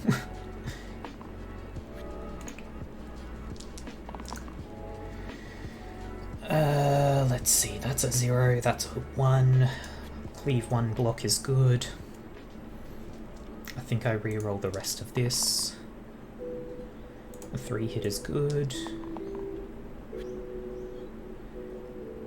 Okay, so cleave block here. No, not cleave block here, because you can do that.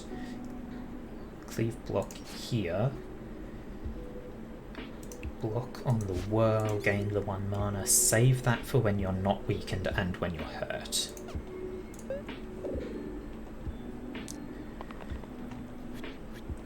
I'm having to stop and think quite carefully at times.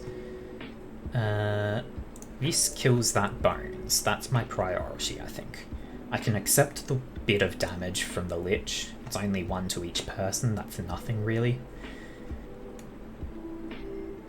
I can hope for the cleanse.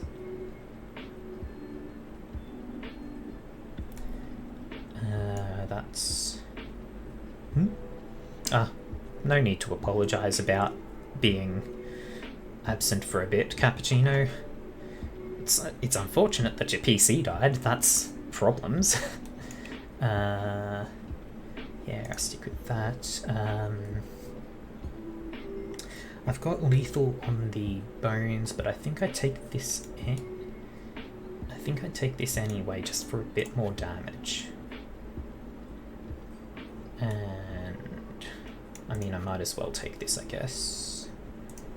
See if you can roll anything effective. No. Okay. Kill the bones. Hit the Lich a little. Get some defense on Fiend, sure. And I again don't want to use the Fiend's thing when he's weakened.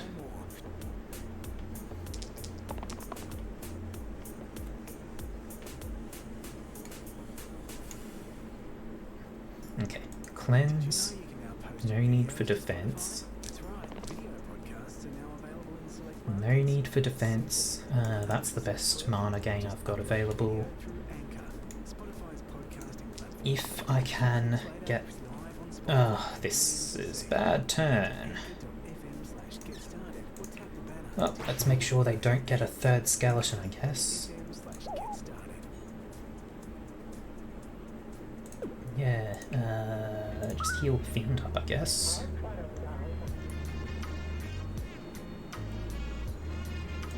Summoning 2 skeletons, but that's fine, I can survive this.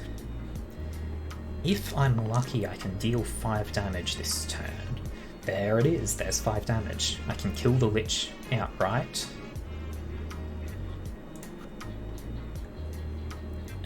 Get some big blocks. Get that, and... Okay, so... 1 damage to everyone. No. This... Oh, that's a backline. I can't kill the Lich. That's unfortunate. I can kill the Lich. No, Burst can't target the backline.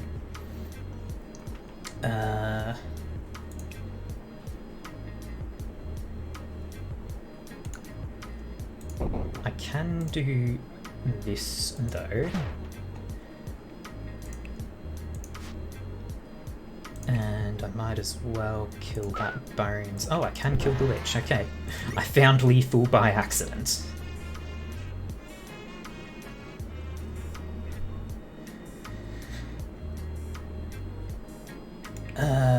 Okay, change the middle row. I don't think I want that.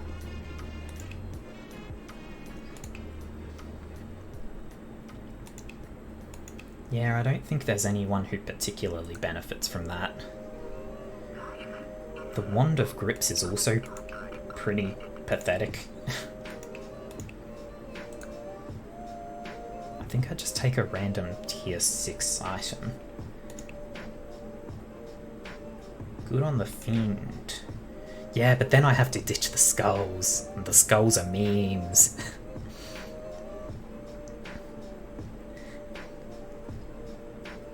What would it do? It would increase the cantrip and switch which mana gain is a 3 or 2. I mean, it is a flat positive when you think about it, and the Fiend isn't exactly dying much.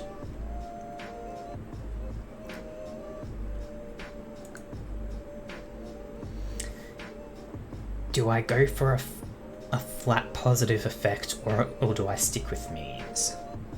I think I stick with memes and go for a random item. Dynamo, add single use and era to the 2 right sides.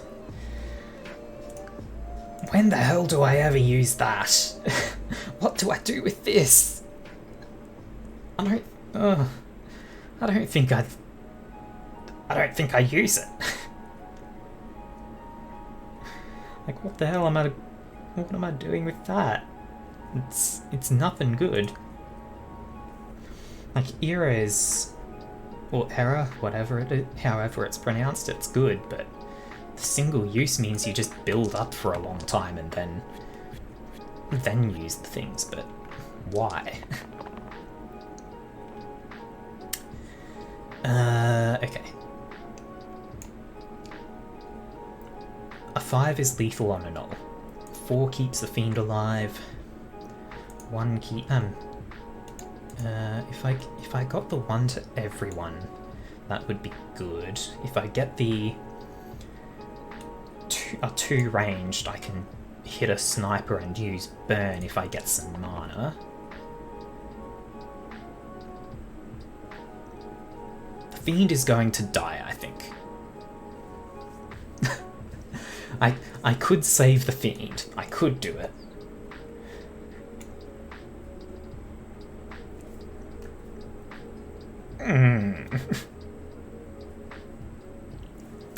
Like, I can absolutely keep the Fiend alive, but do I want to?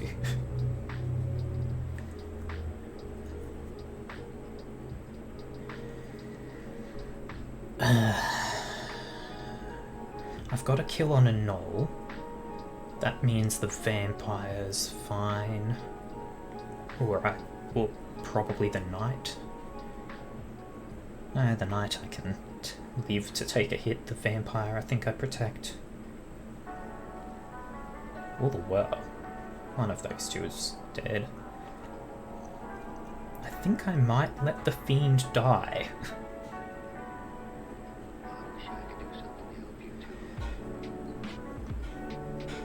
No, I don't think I want the Fiend to die this quickly.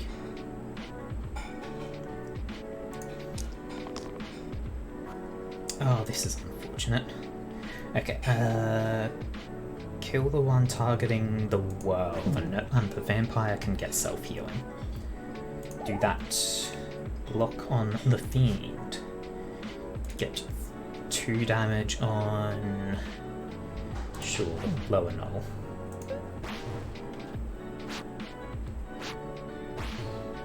Oh, congratulations, Cappuccino.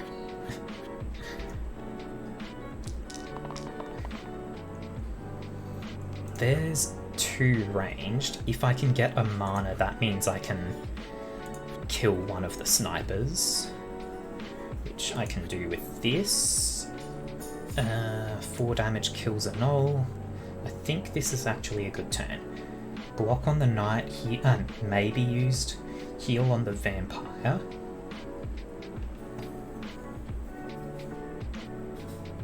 Oh, floods are problems.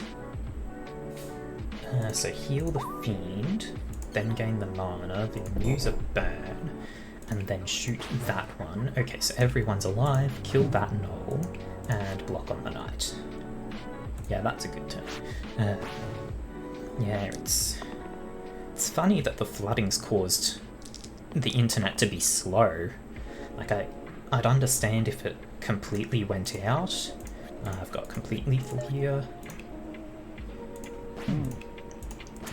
But yeah, slowing it down's odd. Ooh, Stalwart. I don't think I've seen this before.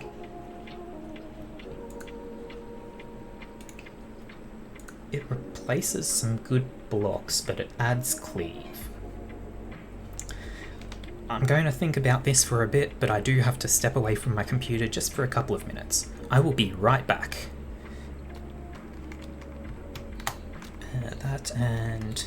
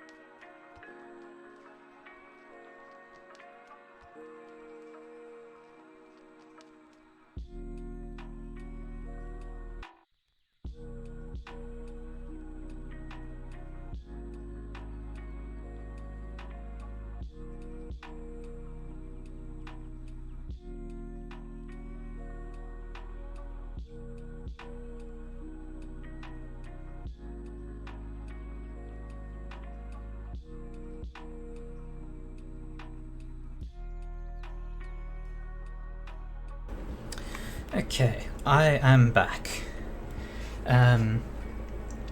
So I think I am going to take the Stalwart. It's a bit of a decrease in defense potential, but only minorly. It's like 1 defense lost on the on these two over these two. I avoid using the exert attacks, but they can be good in a pinch. But overall, I just think Witch is good. Yeah, but they do it. They're a bit all over the place. The Weaken is nice, but it's not consistent enough. Spell? Heal 2 for 1 mana. You know what? Yeah. Yeah, alright. The heal 3 cleave I still think I replace with a pair of heal 3 cleansers. Just gives me a lot of cleanse options.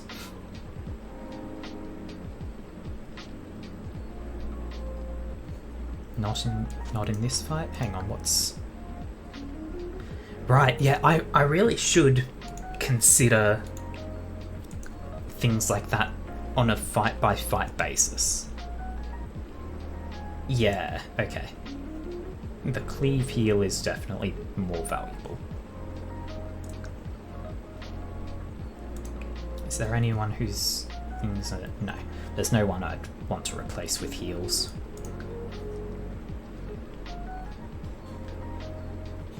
Yeah. Yeah, you've got a point. It's smart to focus on replacing when... Ooh, that's a nice big hit.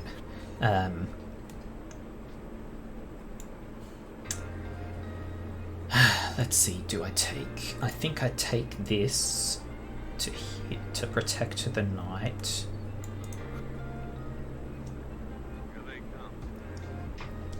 Yeah, a bunch of AoE things. So I think the first priority is going to be the alphas. Leave the ogre alone, because it deals minor damage in AoEs. Until it gets hurt, right? So I want to get rid of the alphas before they summon a bunch of wolves, and nuke down the ogre as quickly as I can in one go. Let it stay at full and then nuke it. I can almost one-tap the ogre.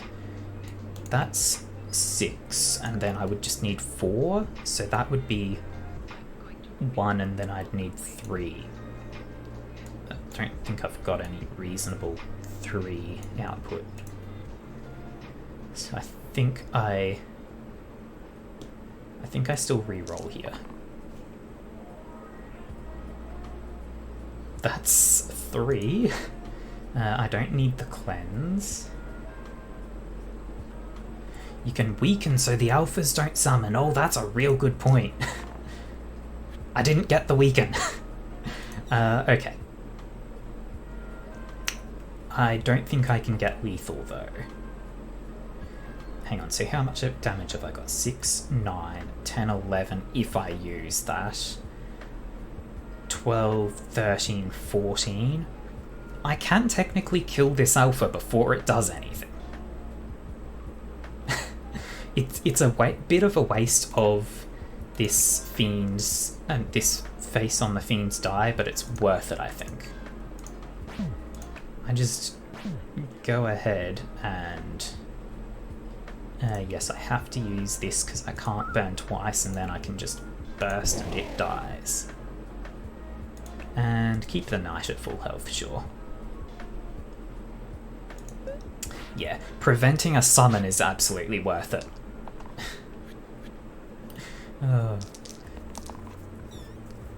Yeah, excellent T1, turn 1. Moments like that are why I hate the curse that says enemies can't die on the first turn. Yeah, Witch is providing all the mana this fight. I take the 3 damage there.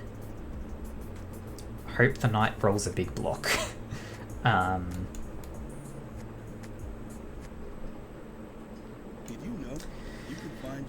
Do I... Yeah, I think I guarantee the lethal. Hang on, is that lethal? So that's 3, so I can use burst. That brings me to 5, so I can use burst twice. That brings me to 6, so I can use burst 3 times. So that's 6 damage. That's 10, 13, 16. That only needs 13, so I can actually take that off and re-roll it so that the knight isn't exhausted next turn. Let's double check the math. 2, 3, 6. Burst is 1-to-1 for mana to damage, so that's 6 damage. So I've got 6 between these two. 10, 13. That's 13. Okay, this one doesn't have a cleave shield.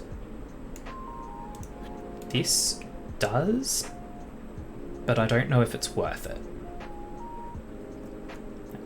It would leave the knight exhausted, so I don't really want to exhaust the knight when the ogre could smack people afterwards. No. You know what? Fine. You can have your nothingness. Go away, Alpha. Not exactly the same as Exert. It's a not using it that turn where it wasn't needed compared to not using it this turn where it may be needed.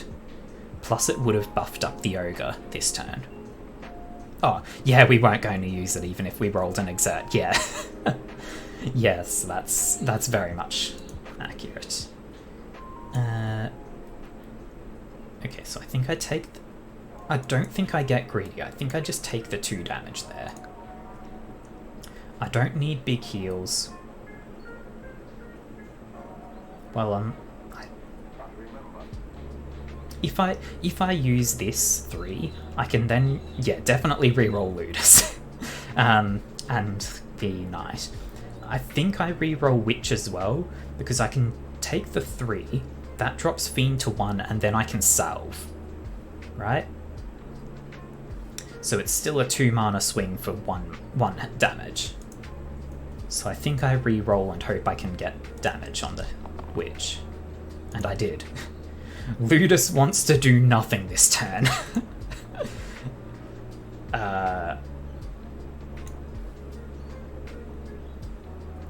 Do I care about defense from the Knight? How much damage output would I have? 2, 3, that would bring it to 6. So that would leave 4 on the Ogre. If I burst twice, that would be lethal. Let's double check the math. 2, 3, 4. That brings it to 6. 5, 6. The Fiend would die with that unless I use this. I have lethal.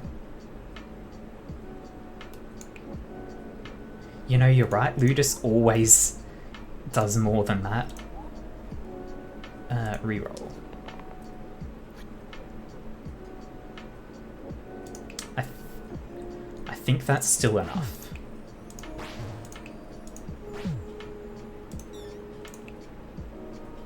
It's not. I have done some bad math at some point.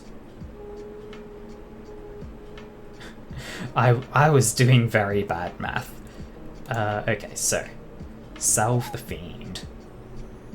Hold the burst. So long as no one dies, it's not really a problem.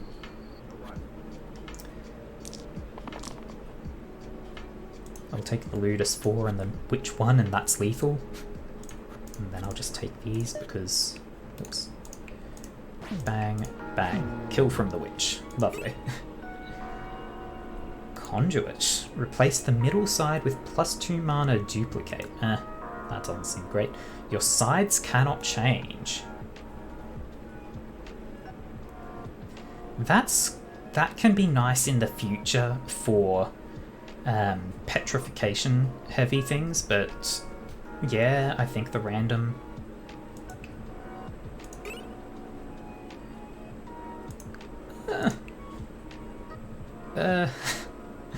I mean, if I put this on Fiend... Fiend really wants to kill himself now, but it's fun times. The Fiend very heavily wants to die. Okay, I don't think I need the cleanse on this fight. Cleanse would prevent the inflict pain, but I think cleave healing is more valuable.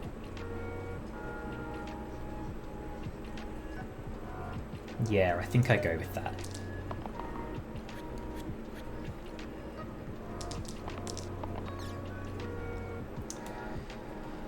No need to greed on that. I don't need the cleave. I don't need the cleanse. I don't need a 1 block right now. Is there anything I'd actually prefer?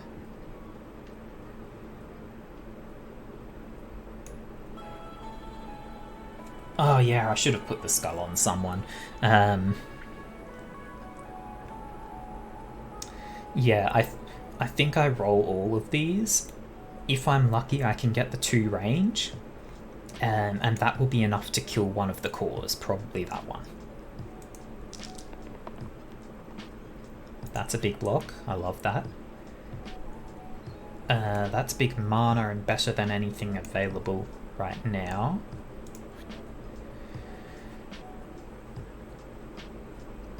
Do I take the 4 mana? I think I do.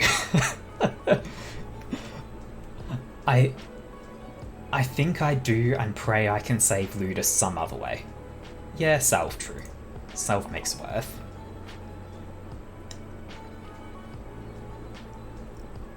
Okay, start with these.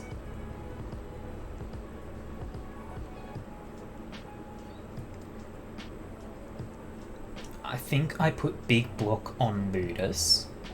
Okay, so I can't kill right now because neither of these are ranged. Yeah, okay. I think I put big block on Ludus and salve the Fiend twice to keep him alive, right? Then, yeah, because I've got no kills. So I do that, and that. I've still got 3 mana to spare. Yeah, I think I hit both the cores. So, bang and bang. Yeah, still 3 mana to go through, which I think may be a case of burn, salve, and then burst the Fiend, maybe? Burst the Demon twice.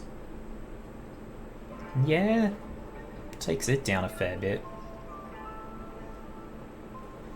Yeah, because the burn's not going to mean too much. So I guess I might as well. Yeah, that's probably the best.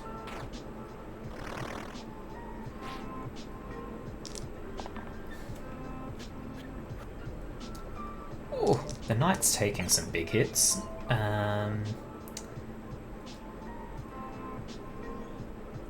That kills one core, that kills the other. And then there's only the summon happening. I think I take the heal on the Fiend, and then I re-roll.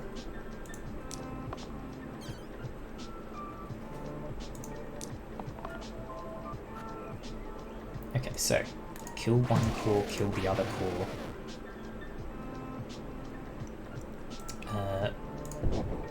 Hang on, that one is... Yes, that's something I want to trigger with a burst.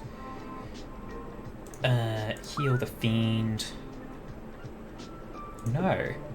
Attack with the Fiend and then just kill the demon with a third burst. Core eggs. Kill 10 cores, unlock a monster. Cool.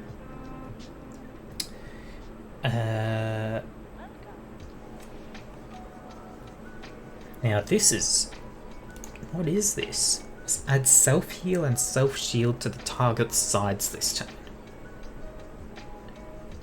I mean, applying that to Ludus would be hilarious, because it just makes him immortal for one turn. The 2 steals become even better than what the Knight currently has. They would be 6 and 6. And then 2 shield, 2 repel. So that's 2 shield, 2 damage. Yeah, I think Keeper's good.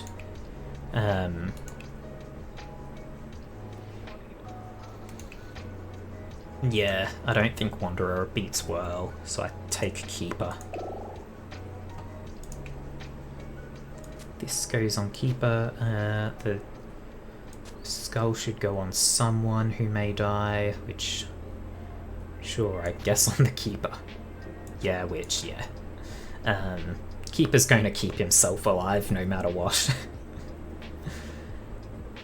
And this does have poison. Item check. So I think I want the cleanse on the witch.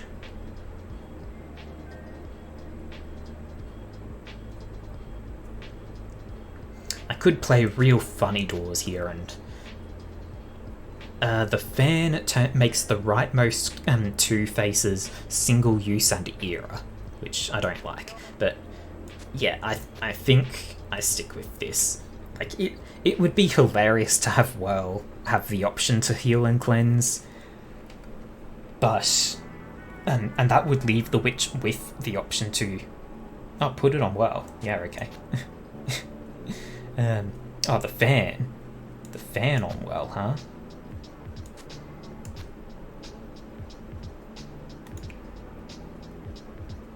So it makes the cleave shield... Yeah, because one cleave isn't amazing, but after a while it will build up to... Yeah. Yeah, I guess.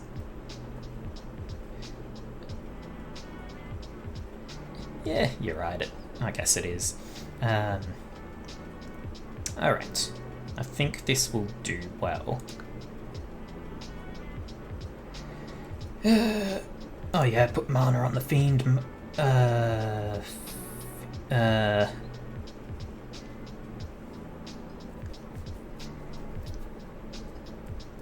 Do I put that on the Fiend? He's got full items. I can put it on the Keeper. Yeah. Yeah, I think this is the best setup. Alright. Let's continue. This is a bad time. Ow. Okay. I think I want the 6 block, which will go on the Witch.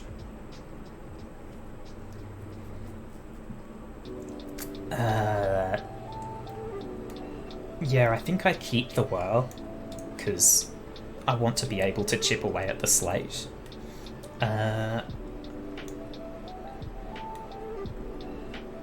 Okay, so if I use the boost on the Keeper, the Witch can get 1 extra block. Yeah, roll for weak, I think I'd try to use the weak on the Troll King.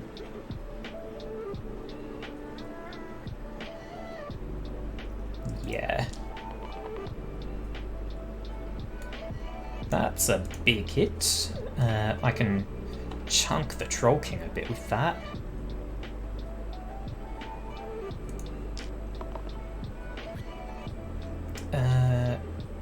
Okay, so there's nothing I need to cleanse, so I might as well Fiend and then heal the Fiend. Block on the Witch. Whirl and chunk the Troll King. I think I saved my mana now. Yeah. I mean, I will save. The other option was using a burn for 1 mana to hit the slate a bit, but saving is better. Oh my god, everyone is in pain. Everyone is suffering horribly. I still want this.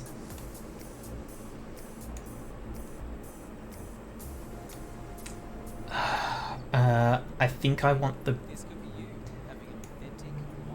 Oh yeah, Salve's gonna... That's true. Well, yeah, I need block on Ludus.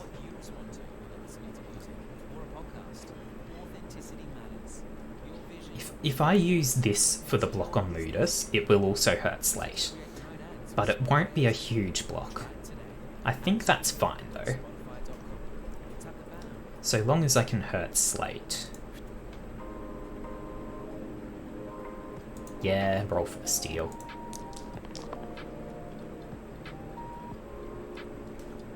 I don't think I need to worry about taking that. Oh yeah, Ludus does have self-shield. I'm an idiot. Okay, so. Salve... Oh right, it's a single target thing.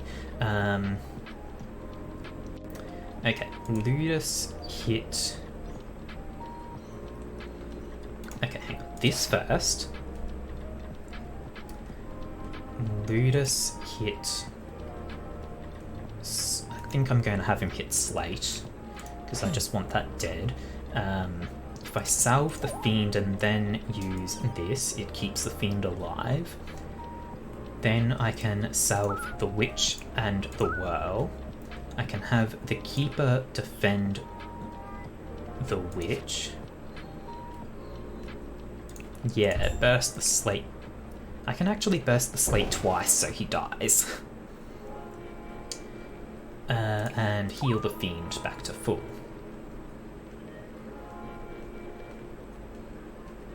Yeah, I think this works out fine. Whirl is going to be in a world of pain, but it works. I'll be able to recover the Whirl if he's in danger. Yeah, Salve. Salve solves all my problems. The Witch was a very good choice for you to recommend. I think I reroll all of this.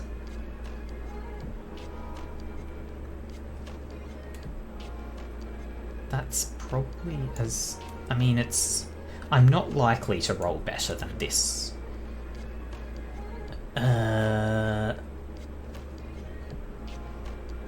in 3 of better. I'm doing better healing from the Witch. Yeah, roll for the weak as well, that works.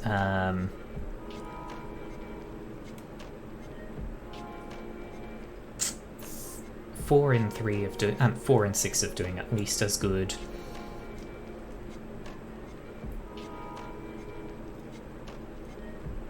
I think in this scenario I just re-roll everyone, because like the Troll King's doing so little damage that the repel side on this Keeper would actually be nice to see. And there it is. Okay, so smack the Troll King hard, smack the Troll King hard.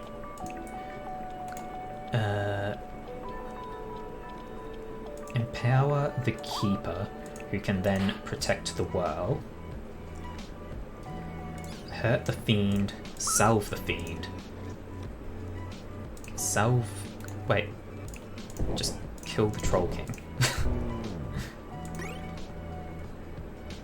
Fairy Dust. Blank Faces become 3 mana. I don't think I'm using the...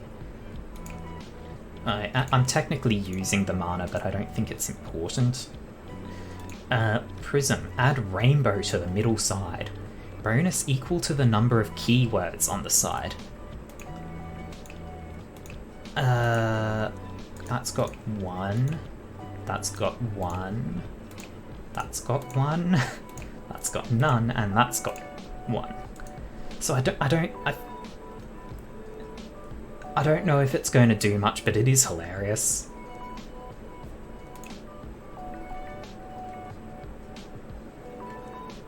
Plus...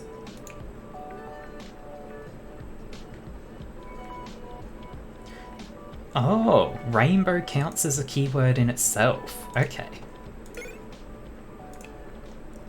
Okay, I think I put that on... It's bad. Oh. Ah, well. Cool. Yeah, I mean that... that makes the Keeper's thing real nice. It's a 4 damage, 4 block. Basilisk is worth having the cleanse, I think, right? Because it does have sweep damage, but the poison and petrify is more problematic. Okay, on we go.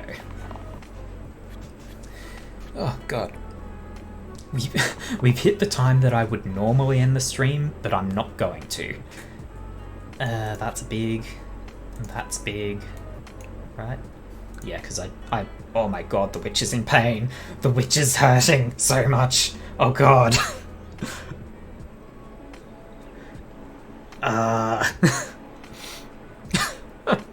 Everyone wants the witch dead. Okay, so I need to protect the witch by 9. I've got 6, 7, 8, 9, 10 if I use all mana on burst.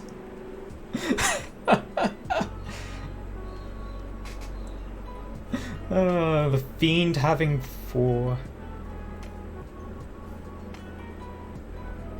Yeah, heal converted to shield would have been good here, but like... how would I plan ahead for that and know who I need that on, right?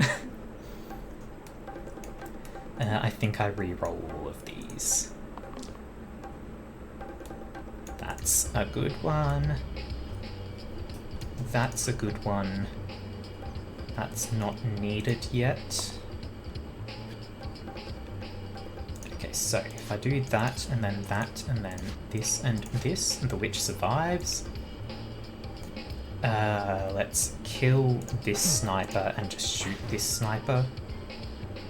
I didn't actually need to burst that much now that I think about it, because I can just kill one of the snipers.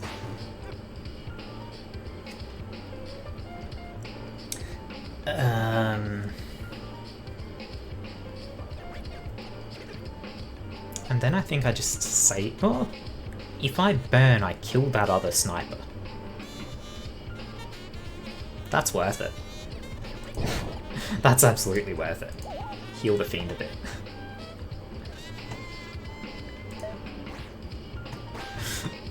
So, that was a pretty nasty situation, and then it became not a situation. It stopped being a situation. I think I might take the 3 mana. There's no poison incoming. No weakness or petrify incoming. I'll take this. And... okay, if I use this on the witch, she's protected for this turn as well. That will be good. And if the fiend rolls a thing, that will be good as well. Not yet. Okay, I've got 2 ranged things again. I can kill the sniper, and that won't get petrified because it's ranged. Protect the witch, I think.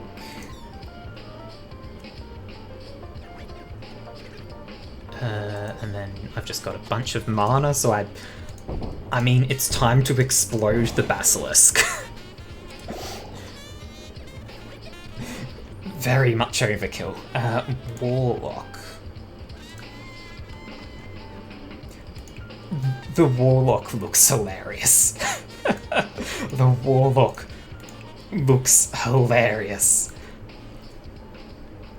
Okay, the leader is interesting, but not good enough to overwrite the Warlock. Hey, Warlock, here is your fancy ring, here is your skull. Do I give the Warlock the skull? Or do I... okay, hang on, real quick check. These guys do inflict pain. I don't think I need the cleanse heart on her. Yeah, I give it the skull. I mean, if... the fiend never died, right? If I take the Warlock and put the heart on him... yeah, no. I mean, yeah, the spell is amazing. 6 mana for 13 damage. That can kill most things.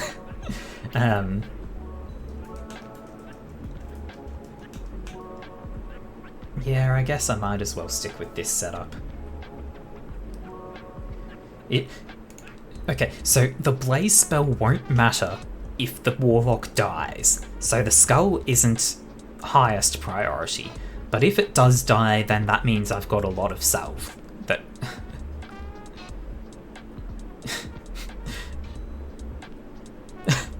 don't do anything you wouldn't do. Fair enough. I'll hope I can do that. Oh god, the pain. Okay, nobody's getting massively overkilled though, so that's nice. I don't need any of these faces right now. Big block, that's nice. Big thing, that's nice.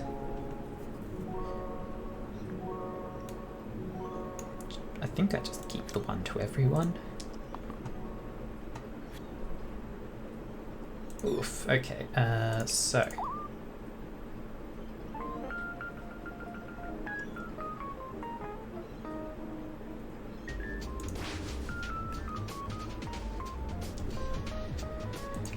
Salve the Warlock, block the whirl, burst the whirl, and just plink this wisp, I guess.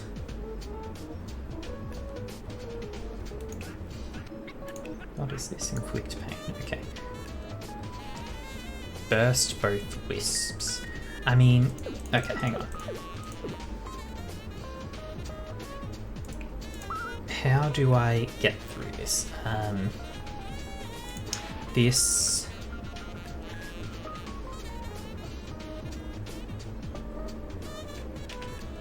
After you burn, I don't have burn. Yeah, after all attack. If I put 2 into a wisp... Here's the thing, I think the Warlock dies if I do that. Well, if I salve once, I've got 4 mana. Then I can do this. Right!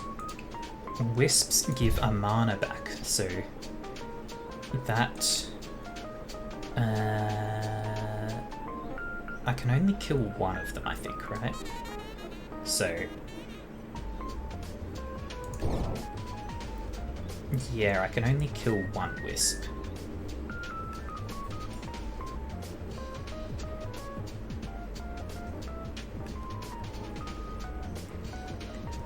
And I think I want to kill the one that's summoning. No, I want to kill the one that's doing inflict pain on the keeper. Burst all 3.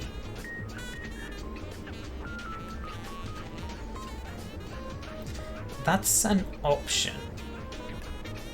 The problem is the keeper would then have inflict pain on himself and will absolutely do massive damage to himself.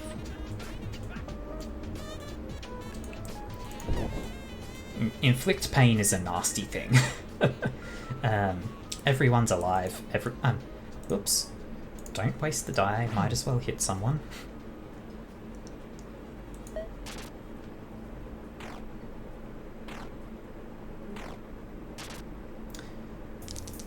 Why are there 2? Oh, right, because yeah, okay. The wisp I killed was the damage one, not the summon one.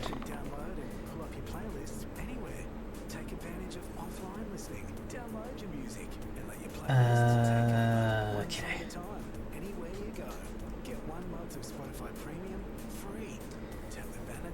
Yeah, huge repel. That's enough to kill something, surely. 2 range damage is good.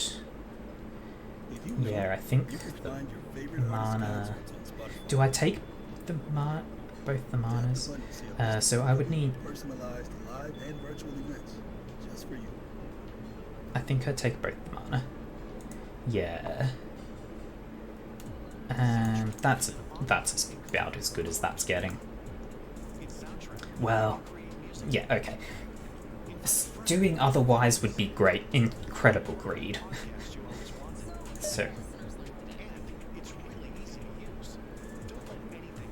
So I take this, I salve 3 times on the Warlock. That doesn't even keep him alive. Yeah, okay, so who's hitting who? You're hitting... These 2 are hitting Ludus, these 2 are hitting Witch. If I use this on... if I use this on Witch, those 2 die.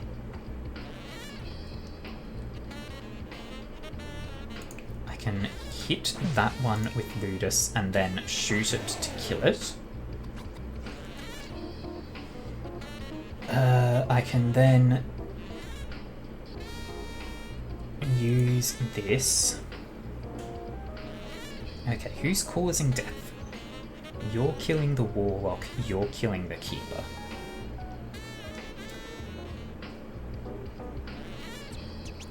Can I save them with salves?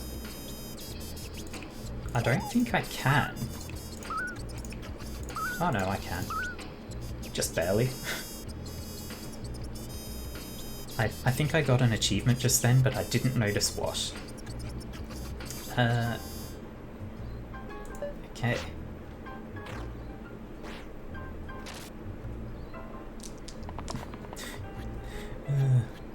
You're a wizard. Was that the achievement I got? Repedy? I assume that's pronounced. Okay. Defense, magic.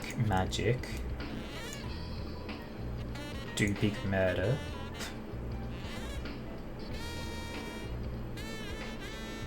And reroll the Ludus. I'll take that.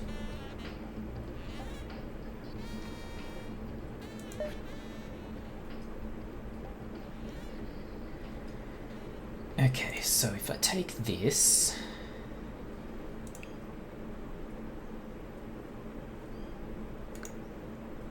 Okay, so what process do I take? This can kill the wisp so it doesn't summon. Let's work out if that's what I want, though.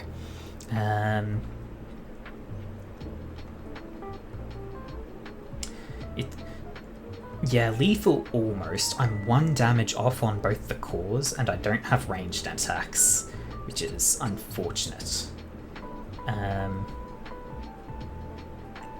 If I use Keeper on Warlock, I can then use Blaze, but that would leave Whirl dead in the water. Oh, no, if I use Blaze on that one...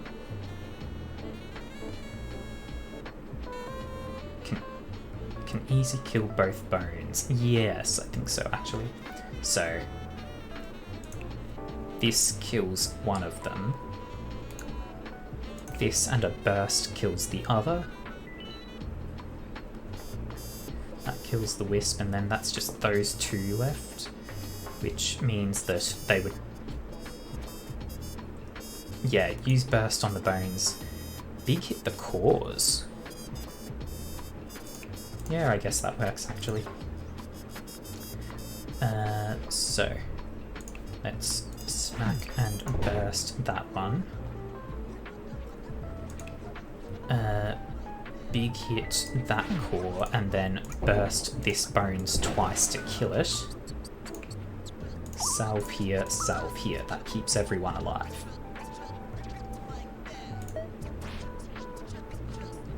Yeah, that worked out better than I probably would have found anything for. Big block on Whirl. Big mana as always, because why not? Let's just see if I can roll lethal without killing. Oh, if I block on Warlock, then I gain 5 mana, and that's Blaze, and that's lethal. Okay. Boom. Dolphin, add Echo to all sides. Copy the value of previously used dice this turn. That's interesting, especially if I pair it with the Prism, but I don't think I want to. Instead, I could put it on someone like Whirl. If I replace the fan with that, all of these can then follow a Keeper's big 6. Yeah, Goblet is nice to have, but I think turning the Whirl into a murder machine is... Or the Ludus, yeah. So yeah, turning Whirl into an absolute murder machine is a fun time.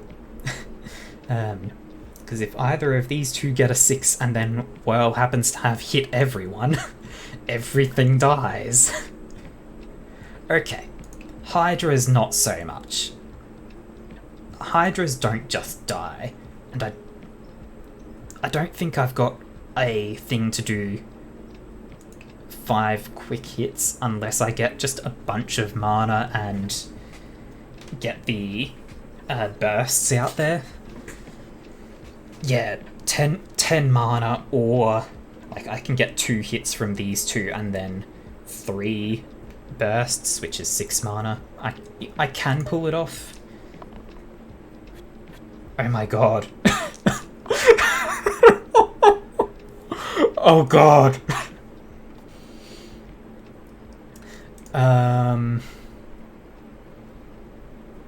Okay.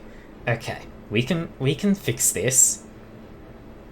If I take this, that's also a hit and saves one of them, right? What's this? 3 mana Bloodlust.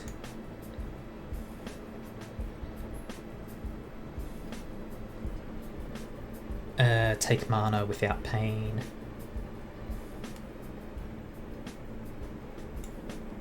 Yeah, right.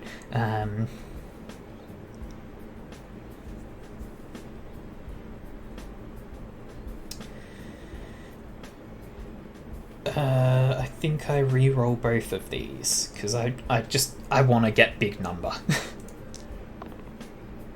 That is not big number, and healing is useless right now. That's sort of big number. Okay, I think I used the block. Okay, hang on. How much damage can I output? 1, 2, 3. If I use the potency on the Warlock, that will get me 4 mana. Actually, I can also just attack first, and that will buff up the Warlock.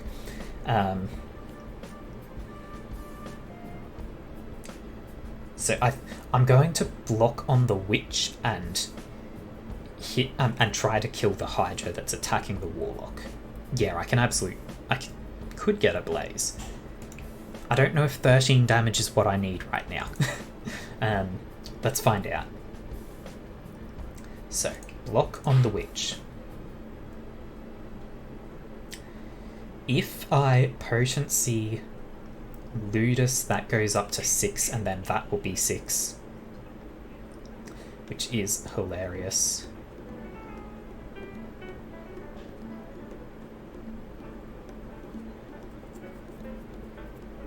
Oh, hang on, that hits the one that's targeting the Witch, right? So, can I get 5 hits on this one? 1, 2, 3, 4, 5. From if I potency this. Potency that. Hit this. Use this, hit both, and then burst, burst, burst, and it dies. Ooh, yeah!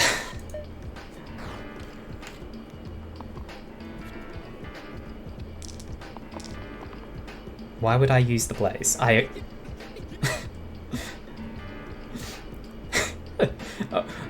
Would Blaze have been lethal?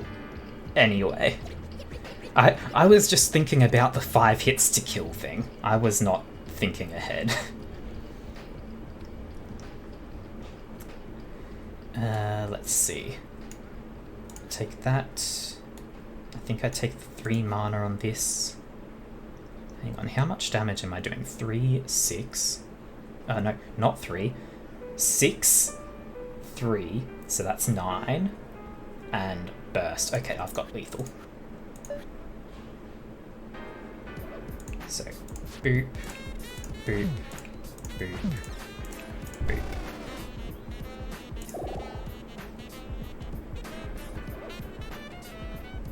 Okay, here's the thing. Do I really want to replace the Whirl? Dragon's the final boss this time.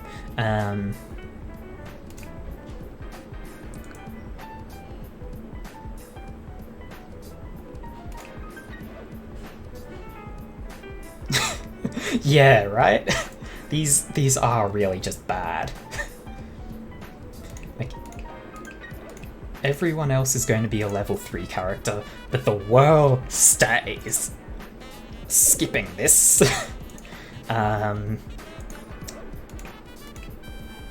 there is poison.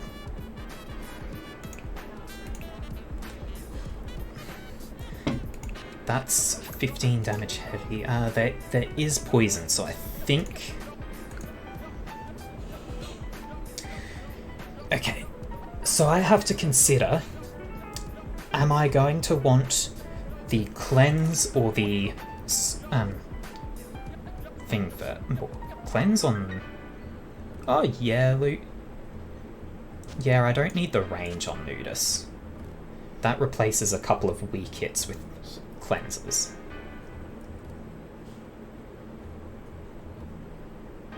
Yeah, I mean, or I could put cleanse on Warlock.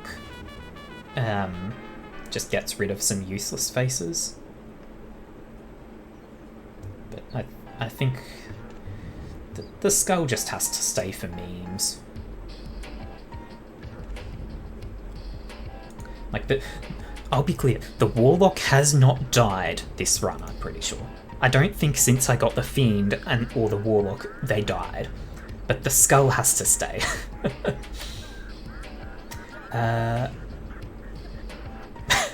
Oh yeah, that's true. Get a suicide for the win. But if it suicides, then I can't use Blaze. If it suicides, I can't kill the dragon with the Blaze. No Blaze of Glory, come on. But, I mean, we'll find out when we go for it.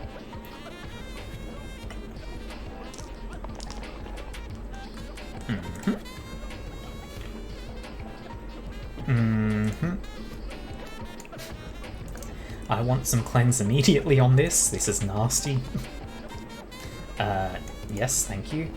Yes, thank you. Okay, so.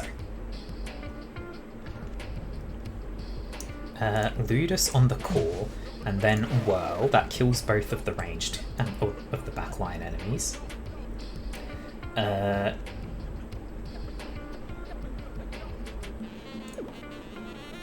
Yeah, order doesn't matter, the Warlock's only getting 4 mana for this. Cleanse on... Ludus, block on Whirl. I think that's about as good as that's getting. I think I use the burst.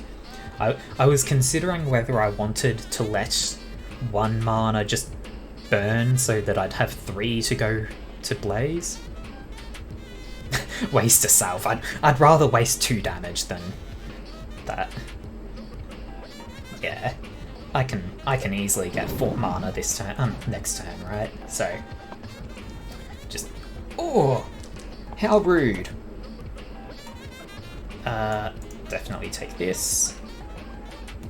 Definitely take that.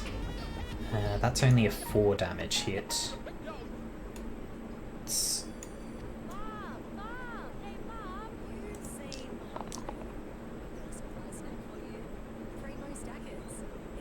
I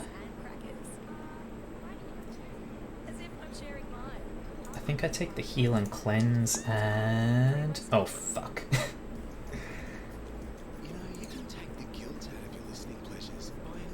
Okay, 5. Heal and cleanse on Whirl. Put that on Witch. Which just... The weaken on that is meaningless. And then... Okay, Blaze would not kill, so I think I burst until the Witch survives.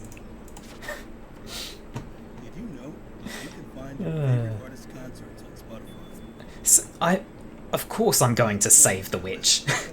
Like, burst would deal mass damage, right? Oh, Blaze would deal mass damage, but it's still got a lot of health. That's still... Hang on. 2, 3, 4, 5, 6, 7, 8, 9, 10. That's 13 health.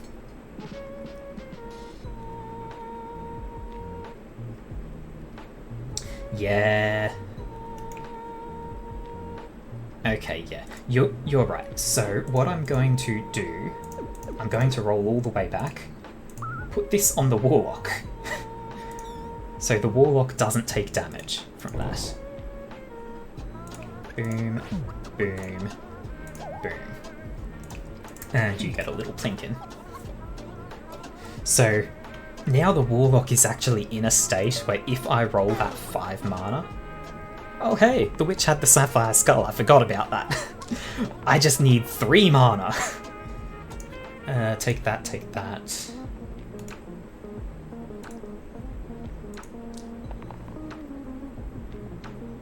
There's the mana. Boop. Blaze of Glory. Loot mode unlocked. I mean, it was only easy mode, but still.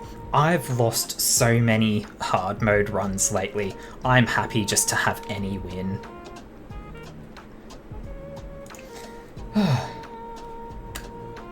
I am happy with this. 61 turns. That's a new best.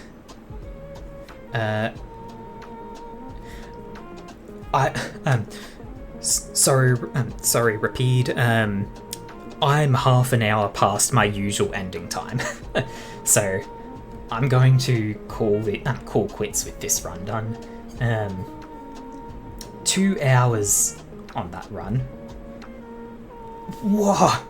And you are right. Only died once. If I'd saved that witch and won it, I could have had a win with no deaths. That would have been amazing. If I'd also rolled one more blank face, it would have been 69. That would have been kills. 69. Nice. I find it hilarious. My first run ever of this game, I won it with 69 turns.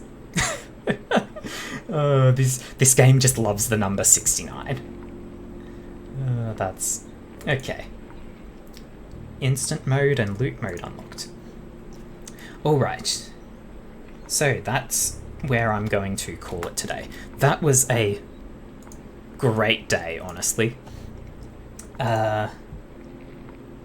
Let's have a quick look at raiding. Is anyone else playing Slice and Dice? There is one person playing Slice and Dice. Sure, let's hang on. Let me mute the desktop audio so that I can...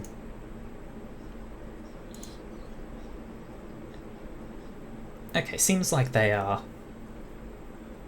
I'm not seeing any sign that they're ending soon, so let's go through with that.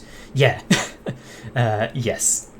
I am also very glad that I trusted you on that, Cappuccino.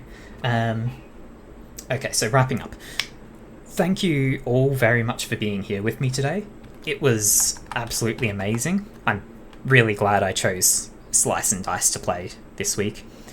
I do have a Discord server for any who are interested. That's where I will make announcements about any upcoming... about my upcoming streams. They are regular streams, same day every week, same time. I have a Twitter that you can follow. That's also where I make announcements. That's pretty much all I use those for at the moment. Other than that, we're just going to go and raid into Ilion, who is also playing Slice and Dice. Thank you very much for being here with me today.